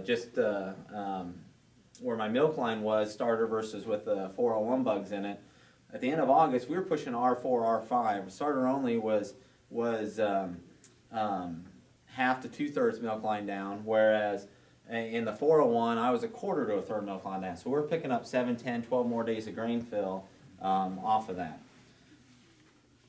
The other thing is the growing season was completely different. So we went nearly 7, 8 weeks without a rain in July, first week of August, and in GDU wise, we were 10 days ahead. So I should have black layered about September 12th, and we extended that grain fill and added that extra 17 bushels on this farm. And this is what the nutrient uptake week. Even though we had 9 P levels, I still had a pool that was maxing out around 90 parts per million on this farm. And from a nutrient uptake standpoint, on a 200 bushel crop, you can still see your requirement needed. That orange line was well below where my pool fertility was for phosphorus. Then I look at potassium. If we wanted to be able to push that to 230, 240, that's probably where I would probably be adding more fertilizer to be able to enhance what the microbes are already bringing to the table as well. So at the end of the day, a couple things to point out here. First of all, that increased soil health and microbial activity is helping me cycle more of the nutrients. And we can show that in that chart from phosphorus standpoint, potassium standpoint. And it also points out that the microbes just can't place themselves on top of the residue and be able to cycle that faster throughout the year. So that's where a product like Meltdown, back to the first trial or first farm I was showing you where we're putting hog manure down, we can increase that cycling, increase that soil health or release or whatever you want to call that by putting those bugs on top of the ground, whether that's in the fall or early spring, to enhance that cycling and bringing those nutrients back into our organic matter faster, plus then what the 401 microbes or biocast microbes are doing to be able to mineralize more of what's existing in our soil. And so because of that, and just looking at these pools of fertility that we have, leads into how can we maybe stimulate our crops more to say, hey, we're going to build a bigger plant factory. Hey, Mr. Microbes, because we have that foundation of microbes and Meltdown and 401 as a base, we have those worker bees there to be able to help support that additional nutrient need. So we have 3 products that we've incorporated into the program. And we talked about the biological base earlier that Gil was talking about. Now it's also bringing in the biostimulants to enhance that entire program. So Balance Plus is what we put on in that B4 post-herbicide application that is micronutrients of boron, copper, iron, manganese, and zinc, plus then growth hormones to stimulate additional root growth, but also plant growth. To help support that plant as well is a product called BD Sweet. This is our new sugar source that is cane-derived sugar that also is paired with calcium to build cell walls, but also stimulate some of that sugar intake by the plant and also microbial activity at the ground. And then the last piece of that entire mixture is a product called Respite RX. So if you were to go into Hy-Vee and get a flu shot, you're going to run a fever for the first couple of days, right? Because you're putting a live virus in your body. Well, doesn't our corn plant, when we run the herbicide across it, doesn't it start to run a temperature? And you'd see that in yellow flash in soybeans as well. Whereas what Respite RX allows us to do is it's a foliar potassium product, but it also has strong ethylene inhibitors in it to help regulate that plant's temperature, take stress off of it during that stressful time of running the herbicide across it and having to metabolize that herbicide, and also help enhance the performance with what Balance Plus is, or Balance is bringing to the table with those growth hormones. And so we're bringing that full team together with the microbes from cycling the residue, mineralizing more of the organic matter, and then pushing that crop along because we have that base of microbes there. So with that, any questions that you guys have? Yes? Have you had any experience with meltdown on bean stubble going to corn? I have a few plots out this year that I've done. I think it's 3 of them that I sprayed meltdown on beans. We took fall soil samples. We're going to take a spring soil sample, and then we'll do the Haney test throughout the year as well. I also got one from beans going to alfalfa. That's as in well. 2020 you're talking about. That's for 2020. Yep. I don't think I had any this last year that were bean stubble going to corn. Just meltdown. Any questions? Yes, sir. What's a ethylene inhibitor? So what that ethylene inhibitor does is helps regulate that plant's temperature. So when that plant starts to get overheated, it will give off ethylene gas. And so it'll help that plant to not, and that release of ethylene gas will cause that plant to mature quicker in a way, go through growth stages quicker. So that ethylene inhibitor helps control that plant from going through those growth stages as quickly. So another example would be if Gil were to stand up here beside me and we would have a sprint for 100 yards, his heart rate's going to be higher than mine is, just because he's got more biomass, right? Same thing with the corn plant. As we're putting on more biomass, we need to be able to help control that plant from overheating itself. The way I, Fast, It's fast, yeah. pretty fast. Yes. the way I understand ethylene inhibitor is too, that it's under stress, so if we got a hot, dry, droughty situation or any type of stress, that plant's gonna wanna shut down slowly. It's thinking, I'm expending too much energy, let's shut down. So the ethylene inhibitor with it'll make it feel like it's okay yet and keep on growing. So when is that applied?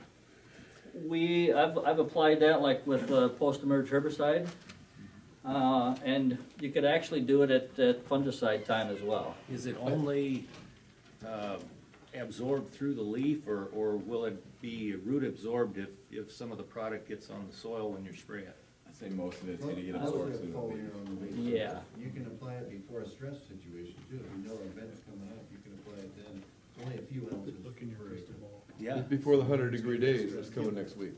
Right? Yeah, basically, yeah.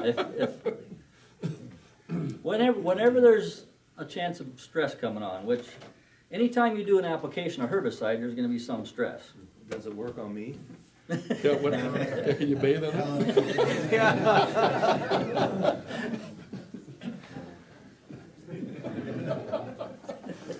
Just before planting? All right, that's all I have. That's all we got, guys. I think the last slide's. Yeah, that's just a. Yeah. So, So I want to truly thank you all for coming. Again, listening to the climatologist yesterday was kind of a downer, thinking it might be the same thing we got last year coming, but you never know. So we just have to do the best with what we get. So that's what we're here today for, to try and figure out what's the plan for this next season. Thanks again, and we got